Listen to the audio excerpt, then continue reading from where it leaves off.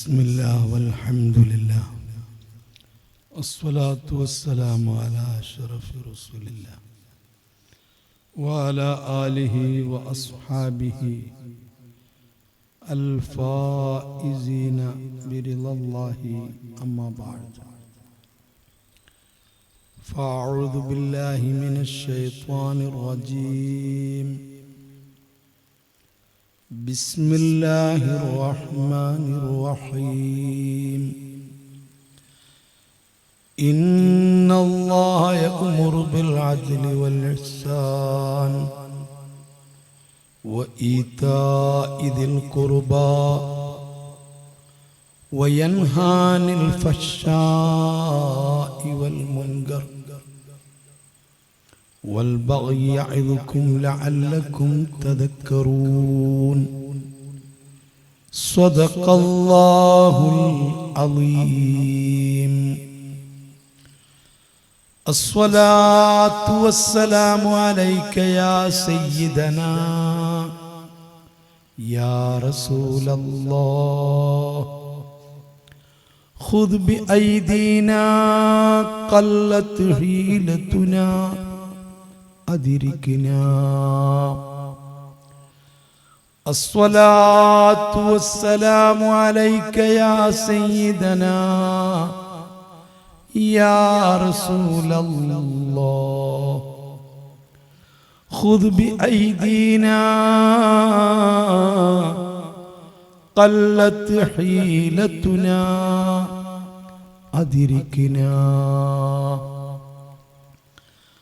الصلاة والسلام عليك يا سيدنا يا رسول الله خذ بأيدينا قلت حيلتنا أدركنا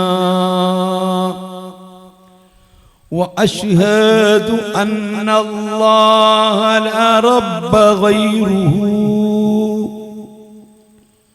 وأنك مأمون على كل غائب وأنك على المرسلين وسيلة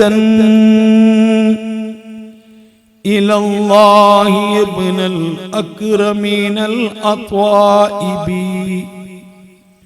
فكن لي شفيعا يوم لا ذو شفاعتي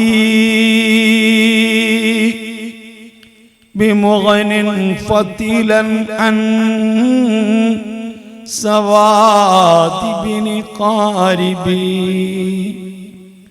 صلاة وتسليم وأزكى تحيتي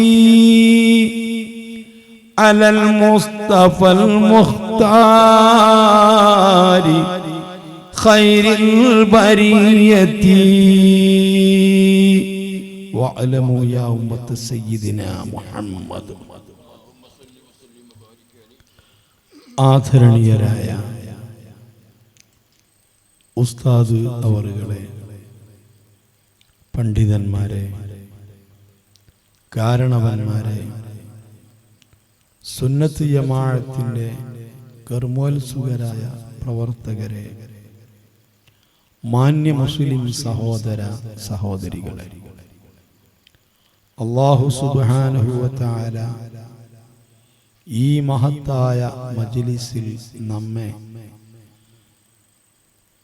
ഒരുമിച്ച് കൂട്ടിയതും പറയുന്നതും കേൾക്കുന്നതും എല്ലാം സ്വാലിഹായ അമലായി സ്വീകരിക്കുമാറാവട്ടെ. നമ്മിൽ നിന്ന് മരിച്ചുപോയ മാതാപിതാക്കൾ, മശായിഖുമാർ, ഉസ്താദുമാർ, ബന്ധുമിത്രാദികൾ, പ്രസ്ഥാന ബന്ധുക്കൾ, ഈ മഹല്ലത്തിലെ ഖബർസ്ഥാനിൽ മറവ് ചെയ്യപ്പെട്ട് കിടക്കുന്ന മുഅ്മിനീങ്ങൾ, മുഅ്മിനാത്തുകൾ, എല്ലാവരുടെയും ബർസഖിയായ ജീവിതം അല്ലാഹു സന്തോഷിപ്പിക്കുമാറാവട്ടെ.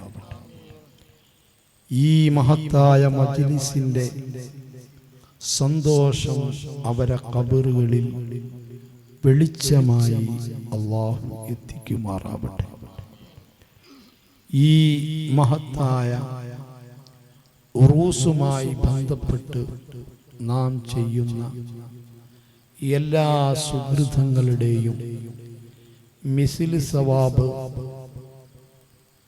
ഈ പള്ളിയുടെ ചാരത്ത് അന്ത്യവിശ്രമം കൊള്ളുന്ന മഹാത്മാവ് അവരുടെ ഹദറത്തിലേക്ക് ഹദിയയായി നമ്മിൽ നിന്ന് അല്ലാഹു ചേർത്തി നൽകുമാറാവട്ടെ. അവരുടെ മദതും നളറും പൊരുത്തവും ജീവിതത്തിലുടനീളം നാളെ ബർസഖി ലോകത്തും പിറകെ ആഖിറത്തിലും അല്ലാഹു നമുക്ക് നൽകുമാറാവട്ടെ.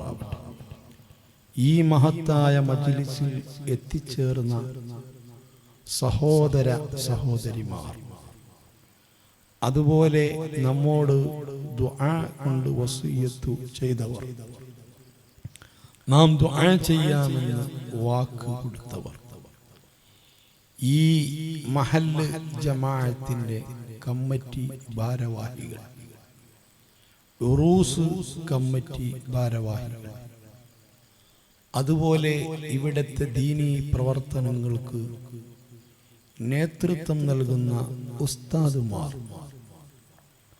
ഒത്താശ ചെയ്യുന്ന സഹോദര സഹോദരിമാർ, ഇതിലേക്ക് നേർച്ചകളും സംഭാവനകളും നൽകി ഇതിനെല്ലാം പ്രവർത്തിക്കുന്നവർ, എല്ലാവരിൽ നിന്നും ദീനിന്റെ ഖിദ്മയായി അല്ലാഹു സ്വീകരിക്കുമാറാവട്ടെ.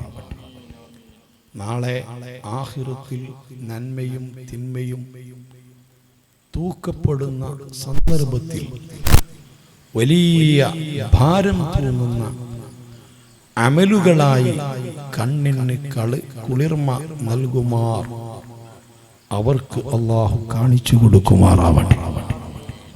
ശാരീരികവും മാനസികവും സാമ്പത്തികവുമായി എല്ലാ പ്രശ്നങ്ങളും പ്രയാസങ്ങളും അല്ലാഹു ഈ പറയപ്പെട്ട എല്ലാവരെ തൊട്ടും നീക്കി അവന്റെ പൊരുത്തത്തിലായി ത്വാഴത്തിലായി ആഫിയത്തുള്ള ദീർഘായുസ് നൽകി അനുഗ്രഹിക്കുമാറാകട്ടെ.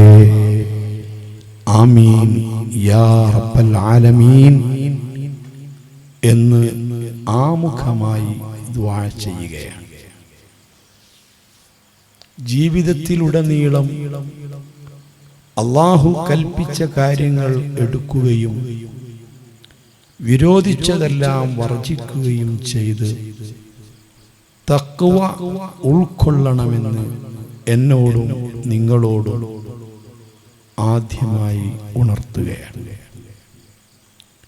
മുൻപ് പല പ്രാവശ്യം ഈ മഹത്തായ ഉറൂസിൽ പങ്കെടുക്കാൻ സാധിച്ചിട്ടുണ്ട്.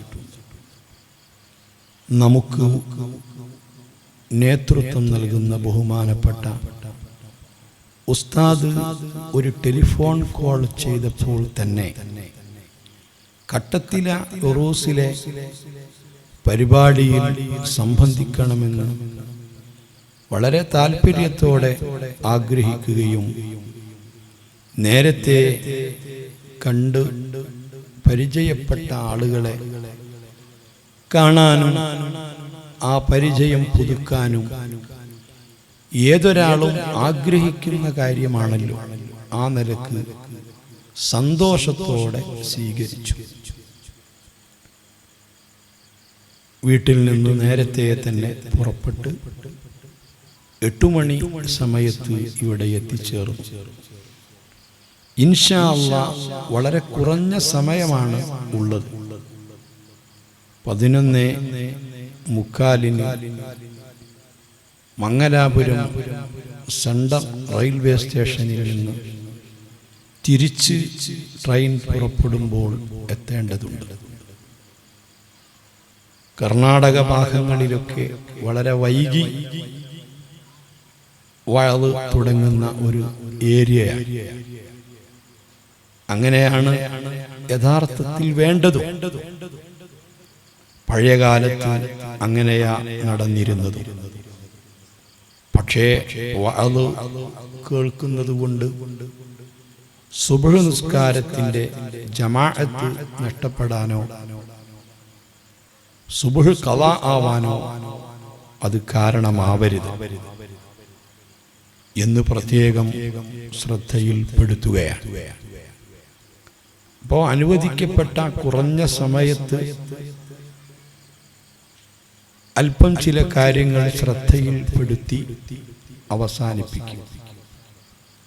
ഉസ്താദ് സമീപത്തിരിക്കുമ്പോൾ ഇരുന്ന് പ്രസംഗിക്കുന്നത് പ്രയാസമാണ്. പക്ഷേ കൂടുതൽ നിൽക്കാൻ സാധിക്കാത്തത് കൊണ്ട് ഇപ്പോൾ മാസങ്ങളോളമായി ഇരുന്നാണ് സംസാരിക്കാറുള്ളത്. ഇന്നലെ മഹാനായ ഷെയ്ഖ് മടവൂർ CM വലിയുല്ലാഹി നവ്വറല്ലാഹു മർഖദഹു അവിടുത്തെ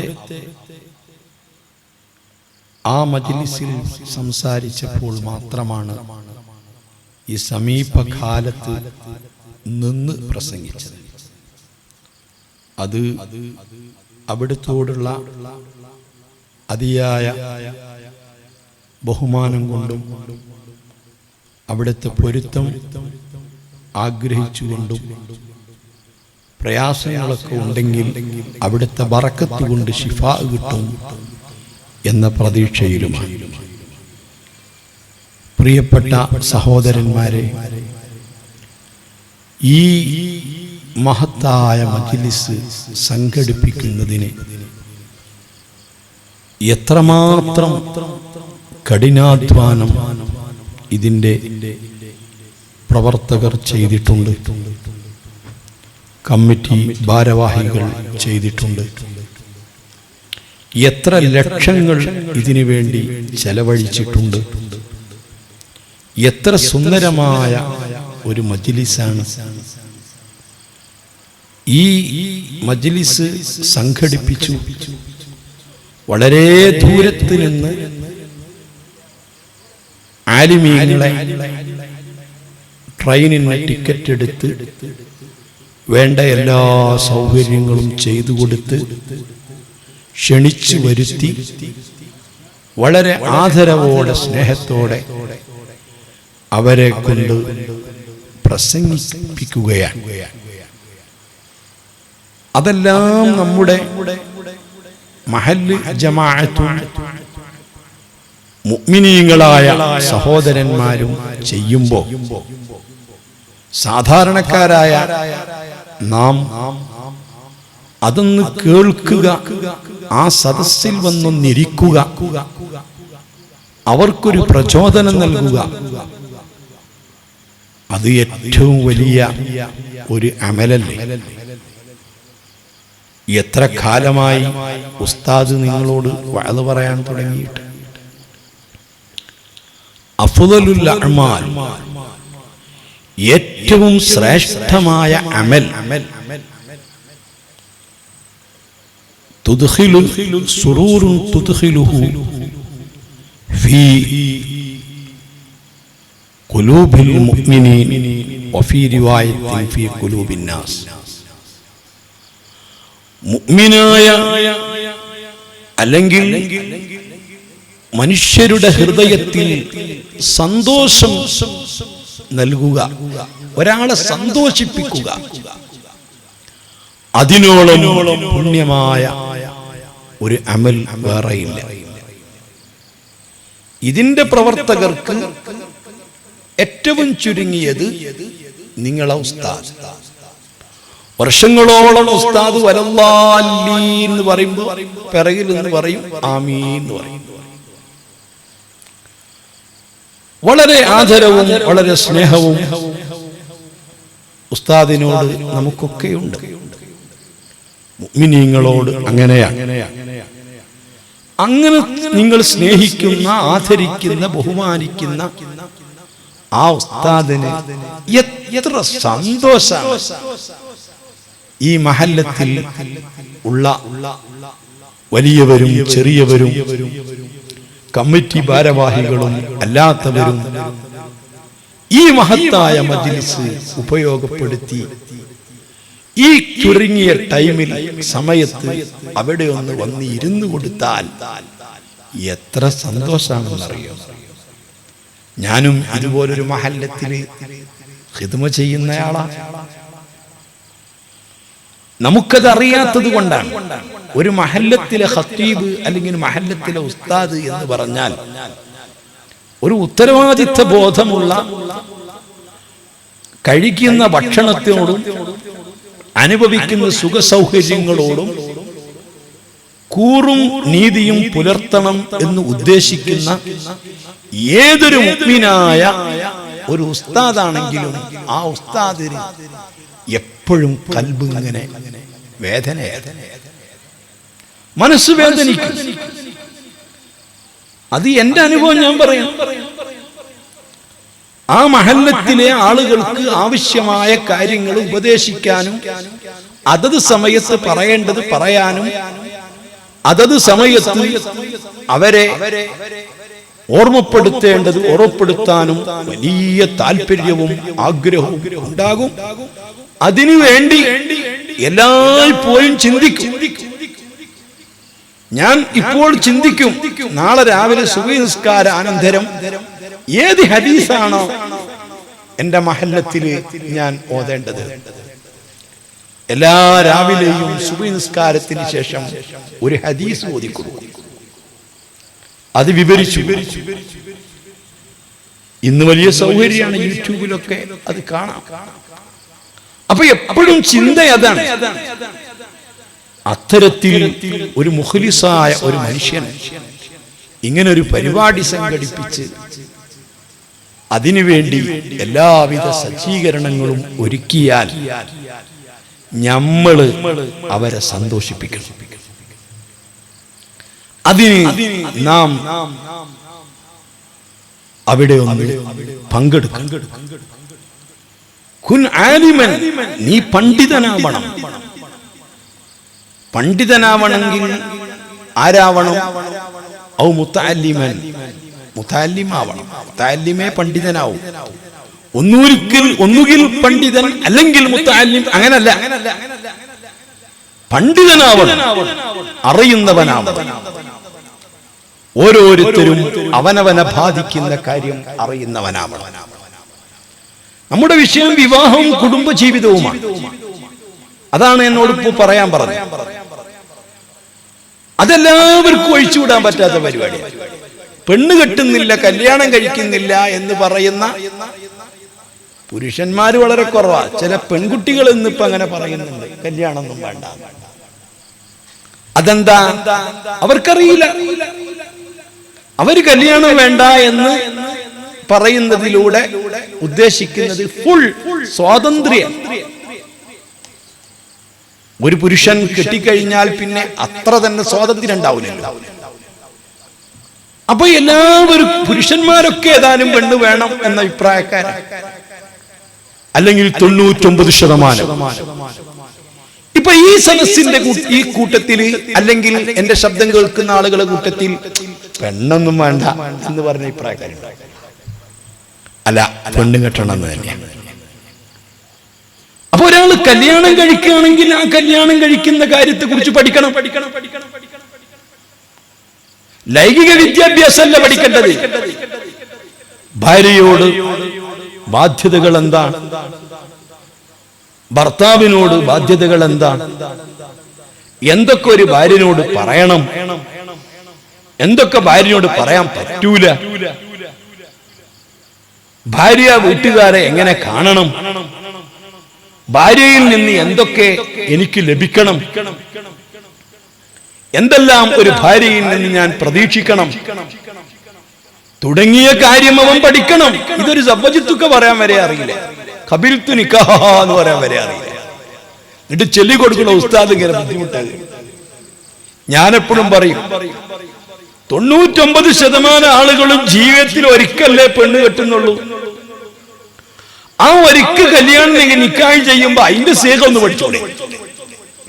തലേ ദിവസം ഇങ്ങനെ ലക്ഷങ്ങൾ ചെലവഴിച്ച് പന്തലും ലക്ഷങ്ങൾ ചെലവഴിച്ച് വലിയ ആർഭാടമുള്ള കല്യാണവും അതിന് മാസങ്ങളോളം കഠിനാധ്വാനമൊക്കെ ചെയ്യുമ്പോ തലേ ദിവസം പള്ളിയിലെ ഉസ്താദിന്റെ അടുത്ത് പോയിട്ട് നാളെ ഏതായാലും നിങ്ങൾ ചെല്ലിത്തരും, എന്താണ് ആ ചെല്ലുന്നത്, ഈ കടലാസ് വന്ന് കുറിച്ചെന്ന് അക്ഷരത്തെറ്റില്ലാതൊന്ന് പറഞ്ഞോട്ടെ എന്നെന്താ ഒന്ന് പഠിച്ചോളെ. എന്താ അതിന് കുഴപ്പം? എന്നിട്ട് എന്ത് പറഞ്ഞു ഒരു ഉപ്പ മോളെ കെട്ടിക്കുകയാണെങ്കിൽ എങ്ങനെ പറഞ്ഞു കൊടുത്താലും അയാൾ അത് ശരിയാവില്ല. ആ കലിമത്തിന് വല്ലാത്ത അർത്ഥാണ്.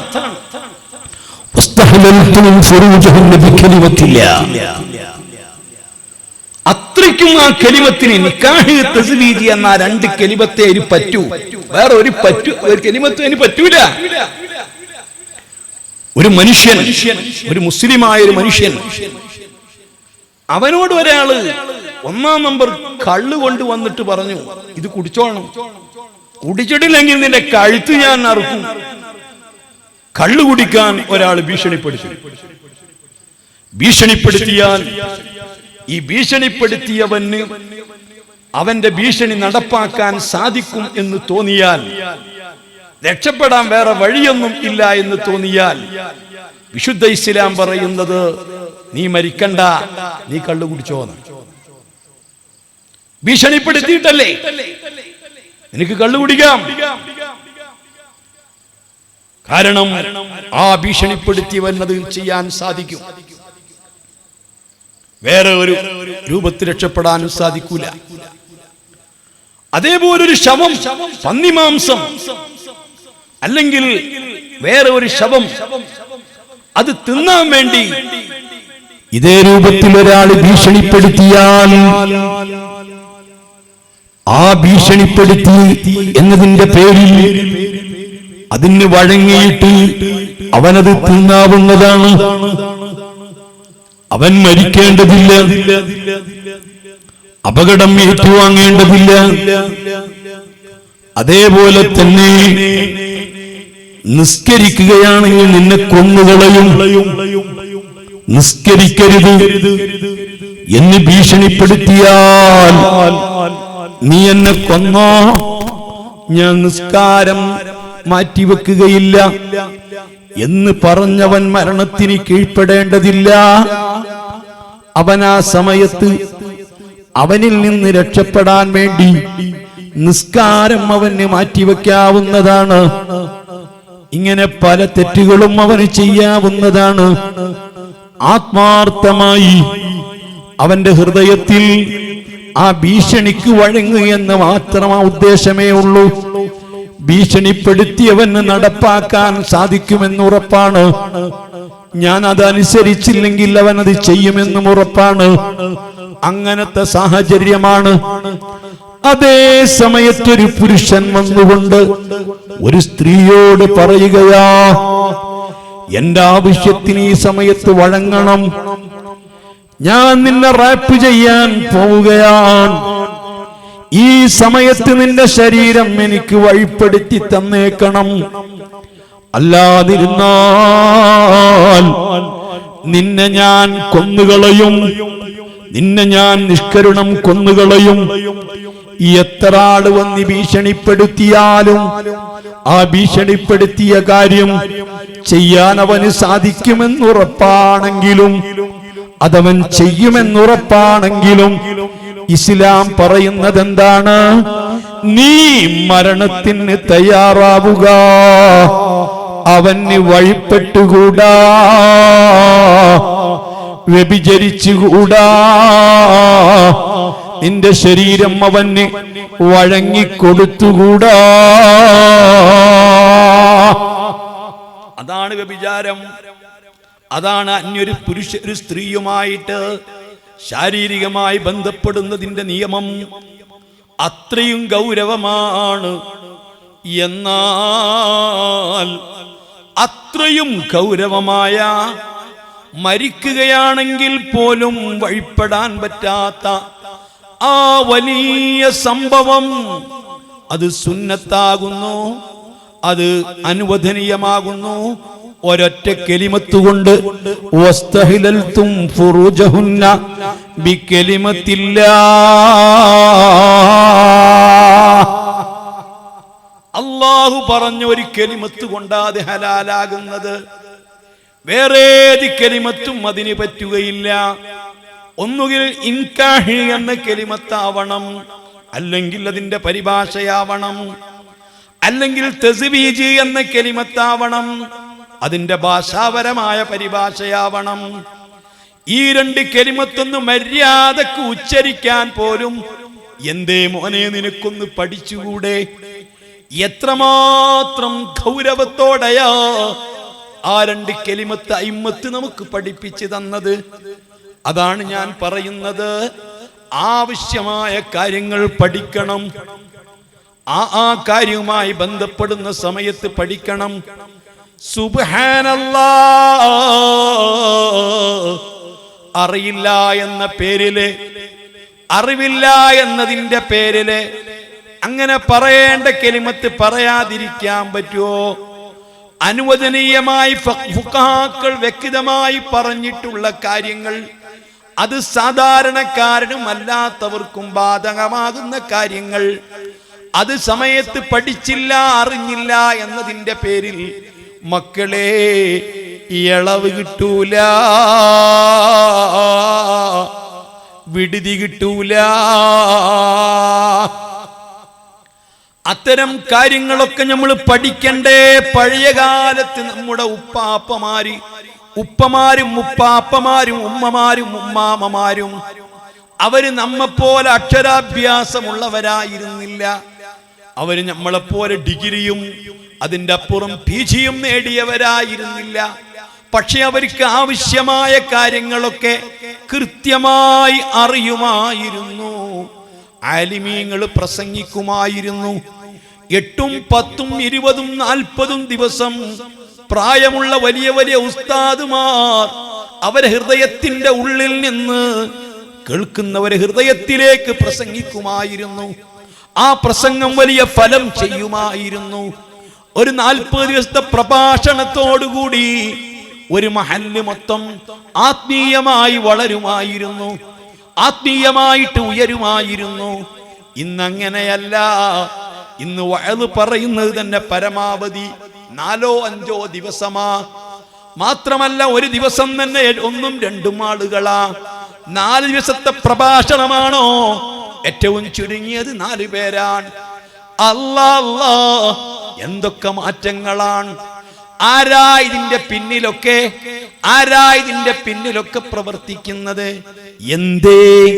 ബോധമുള്ള പണ്ഡിതന്മാരെ കൊണ്ട്, ഇഖ്ലാസുള്ള പണ്ഡിതന്മാരെ കൊണ്ട്, തഖ്വയുള്ള പണ്ഡിതന്മാരെ കൊണ്ട്, ആഴത്തിൽ ഇൽമുള്ള പണ്ഡിതന്മാരെ കൊണ്ട്, പറയുന്ന കാര്യം ഹൃദയത്തിൽ ആഴ്ന്നിറങ്ങി വിശ്വസിക്കുന്ന പണ്ഡിതന്മാരെ കൊണ്ട്, ആലിമീങ്ങളെ കൊണ്ട് എന്തുകൊണ്ട് പറയിപ്പിച്ചുകൂടാ? എന്തുകൊണ്ടപ്പ മാറ്റങ്ങൾ ഉണ്ടാവില്ല? അല്ലാഹ്, ഈ വിശുദ്ധ ഇസ്ലാമിന്റെ വെളുക്ക്, മുത്തു മുഹമ്മദ് മുസ്തഫ തങ്ങൾ കൊളുത്തി വെച്ച വെളുക്ക്, അതെ ആ വെളിച്ചം മഹാന്മാരായ സ്വഹാബത്ത് ലോകത്ത് പൊത്തിപ്പിടിച്ച് കത്തിപ്പിടിപ്പിച്ച വിളക്ക്, അത് കെട്ടുപോകുന്നത് നമ്മൾ കാണുകയാ. ഓരോ മഹല്ല് കമ്മിറ്റി എടുത്ത് പരിശോധിച്ചാലും 10, 20, 25 മെമ്പർമാരുണ്ട്. ഉറൂസ് കമ്മിറ്റിയിലും ഇഷ്ടം പോലെ മെമ്പർമാരുണ്ട്. സുന്നത്തി ജമാഅത്തിന്റെ സംഘടനയിലും ഇഷ്ടം പോലെ മെമ്പർമാരുണ്ട്. അങ്ങനെ എല്ലാ രംഗത്തും പ്രവർത്തിക്കുന്നവരുണ്ട്. വഅദ് സംഘടിപ്പിക്കുന്നവരുണ്ട്, സ്റ്റേജ് കെട്ടുന്നവരുണ്ട്, അതിനുവേണ്ടി എല്ലാ ഒത്താശകളും നൽകുന്നവരുണ്ട്. 1000ങ്ങളും 10000ങ്ങളും ഡൊണേഷൻ കൊടുക്കുന്നവരുണ്ട്.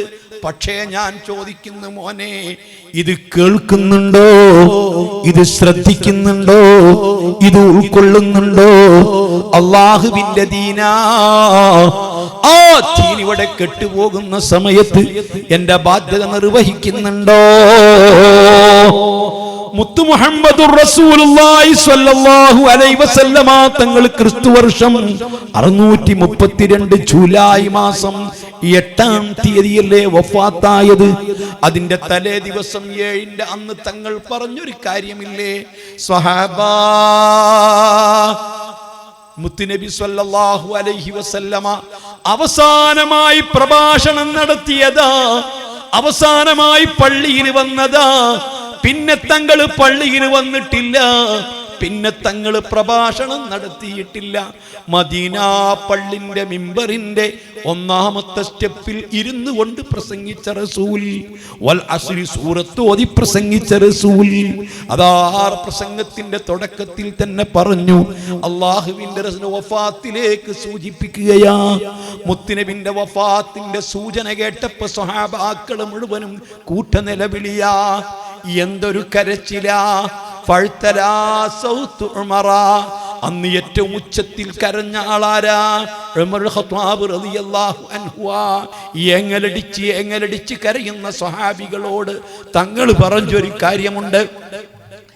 എന്റെ പ്രിയപ്പെട്ട മുത്തു മുഅ്മിനീങ്ങളോട്, സുന്നത്ത് ജമാഅത്തിന്റെ പ്രവർത്തകരോട്, അല്ലാഹുവിന്റെ റസൂലിന്റെ റൗളയൊന്ന് സിയാറത്ത് ചെയ്യാൻ അതിയായി ആഗ്രഹിച്ച് ലക്ഷങ്ങൾ ചെലവഴിച്ച് അതിനു വേണ്ടി പോകുന്നവരോട്, മുത്തുനബി സ്വല്ലല്ലാഹു അലൈഹി വസല്ലമ തങ്ങളോട് പലവിധത്തിൽ സ്നേഹം പ്രകടിപ്പിക്കുന്നവരോട്, അവിടുത്തെ ശഫാഅത്ത് പ്രതീക്ഷിക്കുന്നവരോട്, അവിടുത്തെ ഉമ്മത്താണെന്ന് അഭിമാനിക്കുന്നവരോട്, ആ ഹബീബായ തങ്ങൾക്ക് വേണ്ടി ജീവൻ വേണോ ജീവനിതോ, രക്തം വേണോ രക്തമിതോ, ആവേശത്തോടുകൂടി മുദ്രാവാക്യം വിളിച്ച് തീത്തുപ്പുന്ന പീരങ്കികൾക്ക് മുമ്പിലും സ്കഡ് മിസൈലുകൾക്ക് മുൻപിലും ആറ്റം ബോംബുകൾക്കിടയിലും മാതിരിമാർ കാണിച്ചു കൊടുത്തുകൊണ്ട് രക്തസാക്ഷിത്വം പുഞ്ചിരിയോടുകൂടി സ്വീകരിക്കാൻ സന്നദ്ധരായിരിക്കുന്ന മുസ്ലിം ചെറുപ്പക്കാരോട്, നീ ഹബീബായ തങ്ങളെ പറ്റി പറയുന്നത് ആത്മാർത്ഥതയോട് കൂടെയാണോ? ഹബീബിനെ പറ്റി നീ പാടുന്നത് നീ ആത്മാർത്ഥതയോട് കൂടെയാണോ? തങ്ങളോട് കനവിൽ വന്നൂടെ, കൽബ് പറിച്ചു തരാം എന്ന് പാടുന്ന എത്രയെത്ര കുട്ടികളുണ്ട്, എത്ര യുവാക്കളുണ്ട്. തങ്ങൾക്ക് വേണ്ടി സർവം സമർപ്പിക്കാൻ സന്നദ്ധരാണെന്ന് പറയുന്ന എത്രയെത്ര ആളുകളുണ്ട്. ആത്മാർത്ഥതയോട് കൂടെയാണോ? എങ്കിൽ നമ്മുടെ കരളിന്റെ കഷ്ണമായ ഹൃദയത്തിന്റെ തുടിപ്പായ ഹബീബ് പറയുകയോ, സ്വഹാബാ, ഞാൻ മരിച്ചാലും, അബൂബക്കർ സിദ്ദീഖ് മരിച്ചാലും, ഉമറുൽ ഫാറൂഖ് മരിച്ചാലും, ഈ കാണുന്ന മുഹാദിറുകൾ മുഴുവൻ മരിച്ചാലും, ഈ കാണുന്ന അൻസാറുകൾ മുഴുവൻ മരിച്ചാലും, എൻ്റെ സ്വഹാബാക്കൾ മുഴുവൻ മരിച്ചാലും, എൻ്റെ ദീന് മരിക്കരുത്, എൻ്റെ സുന്നത്ത് നശിക്കരുത്, എൻ്റെ ദീൻ ഒരിക്കലും അതാ ഇവിടുന്ന് ഇല്ലാതെയായി പോകരുത്, എൻ്റെ ആശയം ഒരിക്കലും കുഴിച്ചു മൂടപ്പെടരുത്, എൻ്റെ ദീന് മരിക്കാതിരിക്കാൻ, എൻ്റെ ദീൻ നശിക്കാതിരിക്കാൻ. ഓ മുസ്ലിമീങ്ങളെ, സർവാളുകൾക്കുമുള്ള പരാതി, ഇന്നത്തെ യുവാക്കൾക്ക് മതബോധമില്ല, മതത്തിന്റെ നിയമങ്ങളോട് താല്പര്യമില്ല, ഇസ്ലാമിന്റെ ആശയങ്ങളോട്, ഇസ്ലാമിന്റെ ആദർശങ്ങളോട്, ഇസ്ലാമിന്റെ സംസ്കാരങ്ങളോട്, ഇസ്ലാം മുന്നോട്ട് വെക്കുന്ന കാര്യങ്ങളോട് മുസ്ലിമീങ്ങൾക്ക് ഇന്ന് താല്പര്യമില്ല. മദ്യപിക്കാൻ മടിയില്ല, പലിശ വാങ്ങാൻ മടിയില്ല, ഹറാമായ രൂപത്തിൽ വരാ അന്യ സ്ത്രീകളുമായിട്ട് ചാറ്റ് നടത്താൻ മടിയില്ല, അന്യപുരുഷന്റെ കൂടെ ഒളിച്ചോടാൻ പെണ്ണുങ്ങൾക്ക് മടിയില്ല, അന്യ പെൺകുട്ടിയെയും കൊണ്ട് ചാടാൻ ഇന്നത്തെ മുസ്ലിം ചെറുപ്പക്കാർക്ക് മടിയില്ല, ഏത് തോന്നിവാസവും ചെയ്യാൻ മടിയില്ല, ഏത് തോന്നിവാസം ചെയ്യാനും പേടിയില്ല, എങ്ങനെ പണമുണ്ടാക്കാനും പേടിയില്ല, എങ്ങനെ പലിശ വാങ്ങാനും പേടിയില്ല, ഏത് ബിസിനസ് നടത്താനും പേടിയില്ല, ഏത് വേഷം ധരിക്കാനും പേടിയില്ല. മതത്തിന്റെ ഒരു നിയമത്തോടും ആളുകൾക്ക് താല്പര്യമില്ല. ഒരു പണ്ഡിതന്റെ ഉപദേശവും സ്വീകരിക്കുന്നില്ല, ഒരു ഖതീബിന്റെ ഉപദേശവും സ്വീകരിക്കുന്നില്ല, അത് കേൾക്കുന്നില്ല. ഇതല്ലേ നമുക്കുള്ള പരാതി, എല്ലാ മഹല്ലത്തിലും ഉള്ള പരാതി, മുസ്ലിം ചെറുപ്പക്കാരെ കുറിച്ചുള്ള പരാതി. എന്നാൽ മുത്തിനെ മുത്തുനബി പറയുന്നു, നിങ്ങളെല്ലാം ഒരു കാലത്ത് എന്നെ വല്ലാതെ ആക്രമിച്ചവരാ, എന്നെ ദ്രോഹിച്ചവരാ, എനിക്കെതിരെ എല്ലാ അർത്ഥത്തിലും നിങ്ങൾ പ്രവർത്തിച്ചതാ. എത്രത്തോളം കഅബാലയത്തിന്റെ മുൻപിൽ തവാഫ് ചെയ്തുകൊണ്ടിരിക്കുമ്പോ എന്നെ കാല് പിടിച്ച് തള്ളിയിട്ട് കാലിൽ കയറി കെട്ടിയിട്ട് ആ പരിപരുത്ത കല്ലുകൾക്കിടയിൽ കൂടി എന്റെ മുഖം നിലത്തുകൂടെ കുത്തിയിട്ട് വലിച്ചവരാ നിങ്ങളിൽ പലരും. എന്തിനേറെ പറയണം, എന്നെ കൊല്ലാൻ എന്റെ തലയറുത്ത് കൊണ്ടുവരുന്നവർക്ക് 100 ഒട്ടകം കൊടുക്കാം എന്ന് പ്രഖ്യാപിച്ചപ്പോഴ് ഊരിപ്പിടിച്ച വാളുമായിട്ട് എന്റെ തലയെറുക്കാൻ പുറപ്പെട്ടയാളാ ഈ പൊട്ടിക്കരയുന്ന ഉമർ. അല്ലാ അല്ലാ, എന്തൊക്കെയാ എന്നെ നിങ്ങൾ ചെയ്തത്, ഏതൊക്കെ നിലക്കാ എന്നോട് നിങ്ങൾ വിരോധം പ്രകടിപ്പിച്ചത്. ഞാൻ കൊണ്ടുവന്ന വിശുദ്ധ ഖുർആൻ ഓലകളിലും കഷ്ണക്കല്ലുകളിലും പലയിടങ്ങളിലും എഴുതി വെച്ചപ്പോൾ ഞാൻ വിശുദ്ധ ഖുർആൻ കഅബാലയത്തിന്റെ മുകളിൽ കയറിയിട്ട് ആ ഖുർആൻ പിച്ചി പിച്ചി ചീന്തിയിട്ട് അത് കാറ്റിലൂടെ പറത്തിയതാ. ഇദാ മാ ജിഅത റബ്ബക യൗമ ഹശരി ഫഖുൽ യാ റബ്ബി മസഖനിൽ വലീദു. ഈ ഖുർആൻ പിച്ചി ചീന്തി കാറ്റിൽ പറത്തിയിട്ട് അന്ന് വലീദ് പുലമ്പിയതോ, ഖുർആനെ നീ റബ്ബിന്റെ അരികിലെത്തുമ്പോൾ, ഹശറിന്റെ ദിവസത്തിലെത്തുമ്പോൾ ആരാ നിന്നെ ദ്രോഹിച്ചത്, ആരാ നിന്നെ പിച്ചി ചീന്തിയത്, ആരാ നിന്നെ ഈ രൂപത്തിൽ നിസ്സാരപ്പെടുത്തിയത് എന്ന് ചോദിക്കുമ്പോൾ നിന്റെ റബ്ബിനോട് അങ്ങ് പറഞ്ഞേക്ക്, ഫഖുൽ യാ റബ്ബി മസഖനിൽ വലീദു, വലീദാണ് എന്നെ പിച്ചി ചീന്തിയത് എന്ന് പറഞ്ഞോ. എനിക്ക് പുല്ലാണടോ, എനിക്കൊരു പ്രശ്നവുമല്ല. ആ നിലക്കെന്റെ ഖുർആൻ നിന്ദിച്ചവരാണ് നിങ്ങളിൽ പലരും. ഈ ഭൂമിയിൽ വെച്ച് ഞാൻ ഏറ്റവും വെറുക്കുന്ന മുഖം നിന്റെ മുഖമാ. ഈ ഭൂമിയിൽ വെച്ച് ഞാൻ ഏറ്റവും വെറുക്കുന്ന നാട് നിന്റെ നാടാ. ഈ ഭൂമിയിൽ വെച്ച് ഞാൻ ഏറ്റവും വെറുക്കുന്ന പ്രസ്ഥാനം നിന്റെ പ്രസ്ഥാനമാ എന്ന് പറഞ്ഞവരാണ് നിങ്ങളിൽ പലരും. അങ്ങനെ അത്രമാത്രം എന്നെ ദ്രോഹിച്ച്, അത്രമാത്രം എന്നെ പീഡിപ്പിച്ച്, എന്റെ മുഖത്തേക്ക് നോക്കി കാർക്കിച്ച് തുപ്പിയ കുട്ടികളെ കൊണ്ട് ഭ്രാന്തനാണവൻ, എറിയവനെ, ആട്ടിയോടിക്കവനെ എന്ന് പറഞ്ഞുകൊണ്ട് ആട്ടിയോടിച്ചവരാ നിങ്ങൾ. ഇങ്ങനത്തെ നിങ്ങൾക്ക് എന്റെ മരണമാകുന്ന യാഥാർത്ഥ്യം ഞാൻ നിങ്ങൾക്ക് സൂചിപ്പിച്ചപ്പോ അത് ഓർക്കാൻ കഴിയുന്നില്ല അല്ലേ, അത് ചിന്തിക്കാൻ കഴിയുന്നില്ല അല്ലേ? എന്തേ നിങ്ങൾക്ക് ഇങ്ങനെ മാറ്റം വന്നത്? എന്തേ നിങ്ങൾക്ക് ഇത്ര വലിയ മാറ്റമുണ്ടായത്? സ്വഹാബാക്കൾ മുഴുവനും പരസ്പരം അങ്ങോട്ടും ഇങ്ങോട്ടും നോക്കുന്നു. അവർക്ക് മനസ്സിലായി, ശരിയാ, നമ്മളൊക്കെ ഈ റസൂലുള്ളാഹിനെ എതിർത്തവരാ, ഈ റസൂലുള്ളാഹിനെ പുച്ഛിച്ചവരാ, ഈ റസൂലുള്ളാഹിനെ ഉപദ്രവിച്ചവരാ, ഈ റസൂലുള്ളാഹിനെ വെറുത്തവരാ, ഈ ഖുർആൻ പിച്ചി ചീന്തിയവരാ.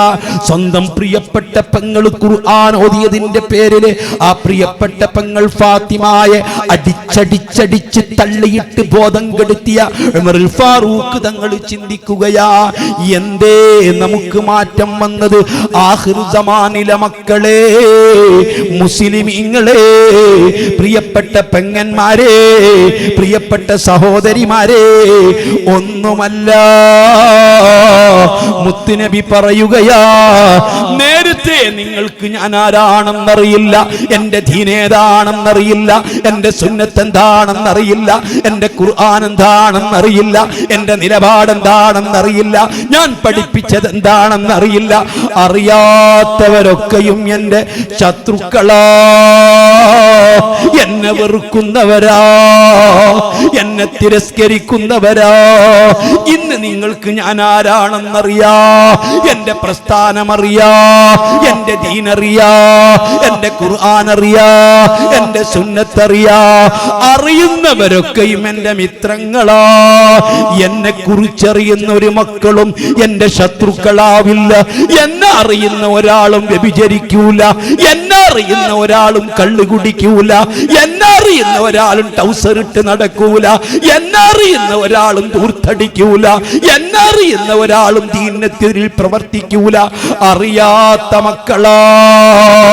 അതുകൊണ്ട് ഞാൻ എൻ്റെ ഉത്തരവാദിത്തമുള്ള ആളുകളോട്, രക്ഷിതാക്കളോട്, ഉപ്പമാരോട്, ജേട്ടന്മാരോട്, കാരണവന്മാരോട് പറയുകയാ, അല്ലാഹുവിന്റെ റസൂൽ ലോകത്തോട് നടത്തിയ അവസാനത്തെ പ്രഭാഷണം അതിന്റെ തുടക്കത്തിൽ പറഞ്ഞു, അതുകൊണ്ട് ഞാൻ മരിച്ചാലും ഈ സ്വഹാബത്ത് മുഴുവൻ മരിച്ചാലും എന്റെ ദീന് മരിക്കാതിരിക്കാൻ, എന്റെ സുന്നത്ത് നശിക്കാതിരിക്കാൻ, നിങ്ങളെ പിറക്കാനിരിക്കുന്ന മക്കൾക്ക് നിങ്ങൾ എന്നെ പറ്റി പഠിപ്പിക്കടേ, എന്റെ ദീന് പഠിപ്പിക്കടേ, എന്റെ സുന്നത്ത് പഠിപ്പിക്കടേ, എന്റെ ചര്യ പഠിപ്പിക്കടേ, എന്റെ ഖുർആൻ പഠിപ്പിക്കടേ. അത് പഠിച്ചിട്ടുണ്ടോ? അതിടക്കിടക്ക് കേൾക്കുന്നുണ്ടോ? വഅദ് കേൾക്കുന്നുണ്ടോ? പണ്ഡിതന്മാരെ മജ്‌ലിസിൽ വന്നിരിക്കുന്നുണ്ടോ? അത് ശ്രദ്ധിക്കുന്നുണ്ടോ? അവരൊരിക്കലും എന്റെ ശത്രുക്കളാകൂല, എന്റെ മിത്രങ്ങളാ. മുഹമ്മദുർ റസൂലുള്ളാഹ്. അതുകൊണ്ടാണ് നിങ്ങൾ അറിയുന്നവരാവണം. അറിയുന്നവരാവണമെങ്കിൽ പഠിക്കുന്നവരാവണം. പഠിക്കുന്നവരാവണമെങ്കിലോ മുസ്തമീൻ ശ്രദ്ധിച്ച് കേൾക്കുന്നവരാവണം. ശ്രദ്ധിച്ച് കേൾക്കുന്നവരെ പഠിക്കൂ, പഠിക്കുന്നവരെ അറിയുന്നവരാവും. ശ്രദ്ധിച്ച് കേൾക്കണമെങ്കിലോ മുഹിബ്ബൻ ഇഷ്ടമുള്ളവരാവും. ഇൽമിനെയും ആലിമീങ്ങളെയും ദീനിനെയും ഇഷ്ടമുള്ളവരാവണം. ഇഷ്ടമുണ്ടായാൽ ശ്രദ്ധിച്ച് കേൾക്കും, ശ്രദ്ധിച്ച് കേട്ടാൽ നിങ്ങൾ പഠിക്കും, പഠിച്ചാൽ നിങ്ങൾ വിവരമുള്ളവരാവും, വിവരമുള്ളവരായാൽ നിങ്ങൾ എന്റെ ശത്രുക്കളാവില്ല. അസ്വാദിഖുൽ മസ്തൂഖ് മുത്ത് മുഹമ്മദ് മുസ്തഫ. ഇപ്പോ ഇത് ഞാൻ മുമ്പ് പറഞ്ഞതുപോലെ ഈ എന്താ പറയാ ഘട്ടത്തിലെ പ്രത്യേകത ഒന്നും അല്ല, എല്ലായിടത്തുള്ള പ്രത്യേകതയാണ്. മുസ്ലിം ഉമ്മത്ത് ഇതൊന്നും കേൾക്കാനും പഠിക്കാനും തയ്യാറല്ല. കാശ് വേണോ തരാം, പന്തൽ വേണോ എൻ്റെ വകയ്ക്കോട്ടെ, സെറ്റിങ്സ് അതിൻ്റെ വകയ്ക്കോട്ടെ, എല്ലാം റെഡി, കേൾക്കണ്ട. അതുകൊണ്ട് തന്നെ ഓരോ ദിവസം കഴിയും തോറും മുസ്ലിം ഉമ്മത്ത് 1000 ഘാതം ഈ മതത്തിൽ നിന്ന് അകലുന്നു. അല്ലാഹു കാത്തുരക്ഷിക്കട്ടെ. എൻ്റെ പ്രിയപ്പെട്ട സഹോദരന്മാരെ, നിങ്ങളോട് ഓർമ്മപ്പെടുത്തുകയാണ്, നബി സല്ലല്ലാഹു അലൈഹി വസല്ലം സുന്നത്ത് 1,24,000 അമ്പിയാക്കൾ വന്നിട്ട് അവരൊക്കെ കല്യാണം കഴിച്ചവരാ. ഈസാ നബി അലൈഹി സ്വലാത്തു വസ്സലാമാണ് കല്യാണം കഴിക്കാത്തത്. അവരെ പ്രവർത്തനം നിന്നുപോയിട്ടില്ല. ഖിയാമത്ത് നാളോടടുപ്പിച്ച് ബഹുമാനപ്പെട്ട ഈസാ നബി അലൈഹി സ്വലാം ഇറങ്ങി വരും, കല്യാണം കഴിക്കും എന്നാണ് മുസ്ലിം ഉമ്മത്ത് വിശ്വസിക്കുന്നത്. അതാണ് നബി സല്ലല്ലാഹു അലൈഹി വസല്ലം തങ്ങൾ പഠിപ്പിക്കുന്നത്. മസ്ജിദ് നബവിയുടെ അടുത്ത് ഹബീബായ നബി സല്ലല്ലാഹു അലൈഹി വസല്ലം തങ്ങൾ അവിടുത്തെ ഹുജ്റത്തു ശരീഫ, ആ ഹുജ്റത്തു ശരീഫയുടെ തൊട്ടടുത്ത് ഒരു ഖബറിന് സ്ഥാനമുണ്ട്. അത് മഹാനായ സയ്യിദുന ഈസാ നബി അലൈഹി സ്വലാത്തു വസ്സലാം തങ്ങൾക്കുള്ള ഖബറാണ്. അപ്പം അമ്പിയാക്കളൊക്കെയും കല്യാണം കഴിച്ചവരാ.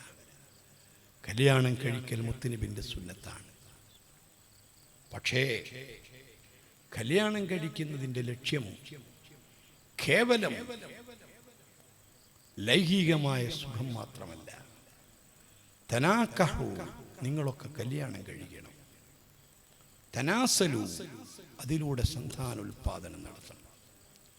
ഫഇന്നി മുകാസിറും ബിക്കുമുൽ ഉമമ യൗമൽ ഖിയാമ, പൂർവകാല സമുദായത്തോട് ഞാൻ പൊലിമ പറയും. മുൻകഴിഞ്ഞ അമ്പിയാക്കളെ സമുദായങ്ങളോട് ഞാൻ പൊലിമ പറയും. എനിക്കാണ് കൂടുതൽ ഉമ്മത്തുള്ളത്. ഒരു ചാപ്പിള്ളയെ കൊണ്ടാണെങ്കിലും, പ്രസവിക്കുമ്പോൾ ജീവില്ലാത്ത ഒരു കുഞ്ഞനാണ് എൻ്റെ ഉമ്മത്തിൽ പിറന്നതെങ്കിലും അതെനിക്കൊരു മെമ്പറാണ്. അതുകൊണ്ട് ആ പ്രസവിക്കപ്പെടുന്ന സമയത്ത് ജീവില്ലാത്ത കുഞ്ഞ്, ആ കുഞ്ഞിനും പേരിടൽ സുന്നത്താണ്. അതിനും പേരിട്ടേക്കൽ സുന്നത്താണ്. 6 മാസം കഴിഞ്ഞ ഗർഭമാണെങ്കിൽ അതിന് നിസ്കരിക്കുക വരെ വേണം എന്നാണ് ഈ മഹാനായ റംലി ഇമാമിന്റെ അഭിപ്രായം. ഇബ്നു ഹജർ റഹിമഹുല്ലാ പ്രസവിക്കുന്ന സമയത്ത് ജീവുണ്ടെങ്കിൽ മാത്രം, ശബ്ദിച്ചിട്ടുണ്ടെങ്കിൽ മാത്രം, അനങ്ങിയിട്ടുണ്ടെങ്കിൽ മാത്രം നിസ്കാരം മതി. അതിനാണ് ചാപ്പിള്ള എന്ന് പറയുക. ആ ചാപ്പിള്ള പ്രസവിക്കപ്പെട്ടാൽ പോലും എൻ്റെ ഉമ്മത്തിന് അതൊരു മെമ്പറാണ്. അതുകൊണ്ട് കല്യാണത്തിൻ്റെ പ്രധാന ലക്ഷ്യം അതാണ്. ലക്ഷ്യത്തിൽ നിന്ന് തന്നെ നമ്മളിന്ന് വ്യതിചലിച്ചു പോയി. അതാണ് തനാക്കഹു അൽ വലൂദ് അൽ വദൂദ്. കൂടുതൽ പ്രസവിക്കുന്ന സ്ത്രീകളെ നിങ്ങൾ കല്യാണം കഴിക്കണം. കൂടുതൽ ഭർത്താവിനോട് സ്നേഹം പ്രകടിപ്പിക്കുന്ന പെണ്ണുങ്ങളെ, ഭർത്താക്കളെ കൂടുതൽ സ്നേഹിക്കുന്ന പെണ്ണാണോ അല്ല കൂടുതൽ പ്രസവിക്കുന്ന പെണ്ണാണോ എന്ന് എങ്ങനെ അറിയാം? ആ പെണ്ണിന്റെ ഉമ്മ, ആ പെണ്ണിന്റെ എളീമ, അവരെ നോക്കണം. എപ്പോഴും മാതൃകുടുംബത്തിൽ നിന്നാണ് അത്തരം താവഴികൾ കിട്ടാറുള്ളത്. ആൺകുട്ടികൾക്ക് അമ്മാവന്മാരെ സ്വഭാവം അധികം ഉണ്ടാകുക, ബാപ്പാന്റെ സ്വഭാവമല്ല. പെൺകുട്ടികൾക്കും അങ്ങനെ. അതുകൊണ്ടാണ് നല്ല കുടുംബത്തിൽ നിന്ന് പെണ്ണിട്ടണം എന്നാണ് പറ്റും. നിങ്ങളൊന്നായ പോരാന്ന് റസൂലുള്ളാഹി സ്വല്ലല്ലാഹു അലൈഹി വസല്ലമ തങ്ങൾ പറഞ്ഞു, തഖയ്യറൂ ലിനിതഫിക്കും. നിങ്ങളെ ഭാര്യമാരെന്ന് പറഞ്ഞാൽ നിങ്ങളെ കൃഷിയിടങ്ങളാണ്. നിസാഉക്കും അർസുലക്കും ഫൗതു അർസക്കും അന്നാശിതും. നല്ല കൃഷിയിടമാവണം. നല്ല കൃഷിയിടങ്ങളിൽ നിന്ന് മാത്രമാണ് നല്ല വിളവുകൾ ലഭിക്കുക. വളക്കൂറുള്ള മണ്ണാവണം. അതുകൊണ്ട് ഏതൊരു പുരുഷനും കല്യാണം കഴിക്കുമ്പോൾ, നിക്കാഹ് ചെയ്യുമ്പോൾ നല്ല കുടുംബത്തിൽ നിന്നാവണം. നല്ല കുടുംബം എന്നതുകൊണ്ട് ഉദ്ദേശിക്കുന്നത് സ്വാലിഹീങ്ങളെ കുടുംബമാവണം, ആലിമീങ്ങളെ കുടുംബമാവണം, മുഅദ്ദിനീങ്ങളെ കുടുംബമാവണം, ഖാദിമാരെ കുടുംബമാവണം. ഇതല്ലേ ആ കുടുംബം ഇങ്ങനെ സ്വാലിഹീങ്ങളിലേക്ക് എത്തിച്ചേരുന്ന കുടുംബമാണ്. കൂടുതൽ സമ്പത്തുള്ള കുടുംബമാണോ എന്നല്ല, വലിയ തറവാട്ടുകാരാണോ എന്നല്ല. ഇതുകൊണ്ടാണ് ഫിഖ്ഹിന്റെ കിതാബിൽ മുഴുവനും എഴുതി വെച്ചു, ഒരു ഖാദിയാര മകൾക്ക്, അതേ ഒരു പണ്ഡിതന്റെ മകൾക്ക്, പണ്ഡിതനല്ലാത്ത, അതേ നിലവാരമുള്ളവരല്ലാത്ത ഭർത്താവ് അനുയോജ്യനല്ല. അനുയോജ്യനായ ഭർത്താവിനെ കൊണ്ട് മക്കളെ കെട്ടിക്കണം. അനുയോജ്യത എന്നത് സ്ത്രീകളുടെ അവകാശമാണ്, സ്ത്രീകളുടെ പിതാവിൻ്റെയും അവകാശമാണ്. രണ്ടുപേർക്കും അവകാശപ്പെട്ടതാണ് അനുയോജ്യത. അനുയോജ്യനല്ലാത്ത ഒരു ഭർത്താവിനെ കൊണ്ട് കെട്ടിച്ചാൽ, അതേ രക്ഷിതാവ് കെട്ടിച്ചു പെണ്ണിന്റെ അനുവാദമില്ലാതെ, അല്ലെങ്കിൽ പെണ്ണ് തെരഞ്ഞെടുത്തു രക്ഷിതാവിന്റെ അനുവാദമില്ലാതെ, ആ നിക്കാഹ് സഹിയല്ല. അനുയോജ്യത വേണ്ട എന്ന് രക്ഷിതാവും പെണ്ണും ഒന്നിച്ച് തീരുമാനമെടുത്താൽ വിരോധമില്ല. അതേ സമയത്ത് അനുയോജ്യനായ ഭർത്താവിനെ കൊണ്ടേ കെട്ടിക്കാൻ പാടുള്ളൂ. അനുയോജ്യത എന്ന് പറയുന്നത് ഒരു സ്വാലിഹത്തായ പെണ്ണിന് സ്വാലിഹായ ഭർത്താവായിരിക്കണം. അതേ വിശുദ്ധ ഖുർആൻ പറഞ്ഞില്ലേ, വലാ തുൻകിഹുൽ മുശ്രിക്കീന വലൗ വലഅബ്ദും മുഅ്മിനുൻ ഖൈറും മിൻ മുശ്രിക്കിൻ വലൗ അഅജബകും. നിങ്ങളെ പെൺകുട്ടികളെ ആശയത്തിൽ നിങ്ങളുമായി പൊരുത്തമില്ലാത്ത ആളുകളെ കൊണ്ട് നിക്കാഹ് ചെയ്യരുത്.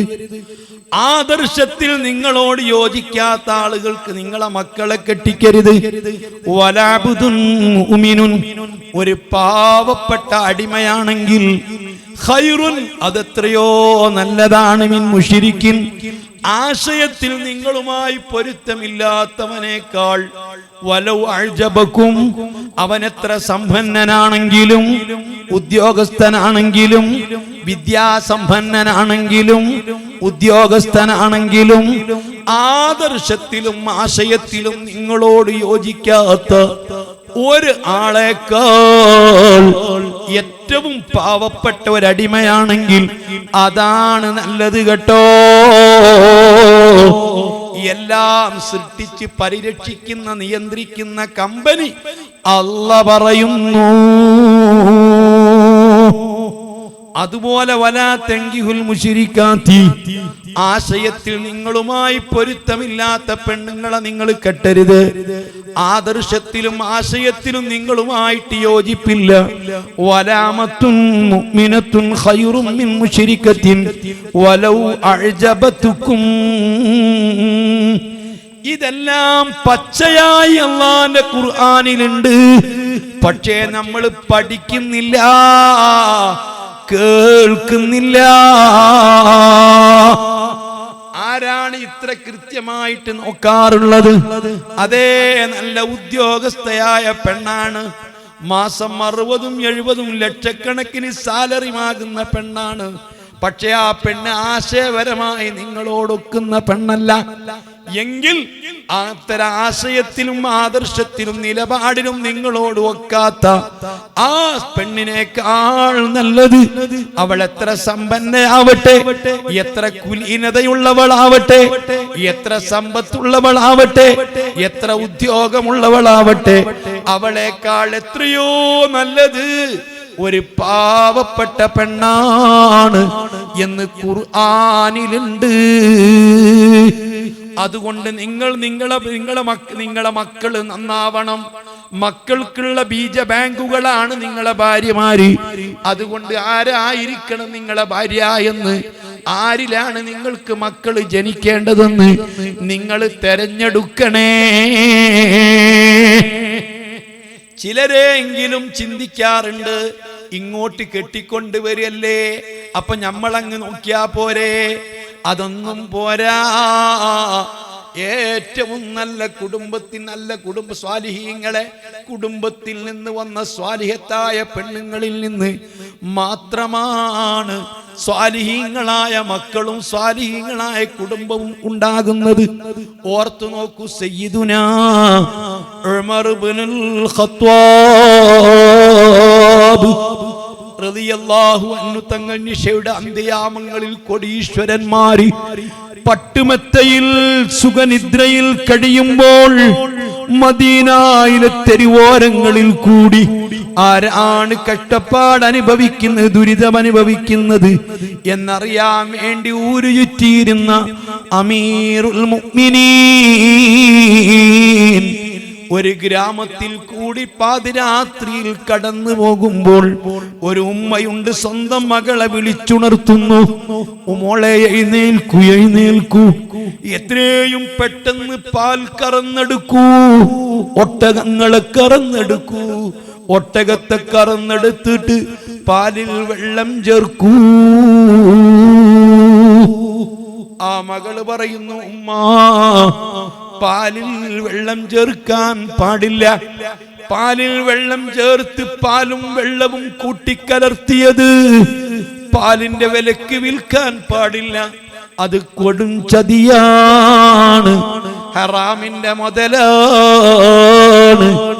ഉമ്മ പറയുന്നു, മോളെ ഈ പാതിരാ സമയത്ത് കിടുകിടെ വെറുക്കുന്ന മരം കോച്ചും ഈ തണുപ്പിൽ ആര് കാണാനാണ്, ആരറിയാനാ? ഉമറുൽ ഫാറൂഖ് അത് വിലക്കിയിട്ടുണ്ട്. ഉമറിന്റെ പട്ടാളം അറിയില്ല, വിജിലൻസ് അറിയില്ല, രഹസ്യാന്വേഷകർ അതറിയില്ല. സ്വന്തം ഉമ്മ മകളോട് പറയുകയാണ്. ആ മകൾ പറയുന്നു, ഉമ്മാ ഈ പാതിരാക്ക് ഒട്ടകങ്ങളെ കറന്നെടുത്ത് പാലിൽ വെള്ളം ചേർത്തിയാല് ഉമർ അറിയില്ല എന്നുറപ്പാണ്. ഉമറിന്റെ വിജിലൻസ് അറിയില്ല. പക്ഷേ ഒരു കാര്യമുണ്ട്, ഹയ്യുൻ ഖദീമുൻ ഖാദിറുൻ മുരീദു സമീഉ ബസീറുൻ മാ യശാ യുരീദു.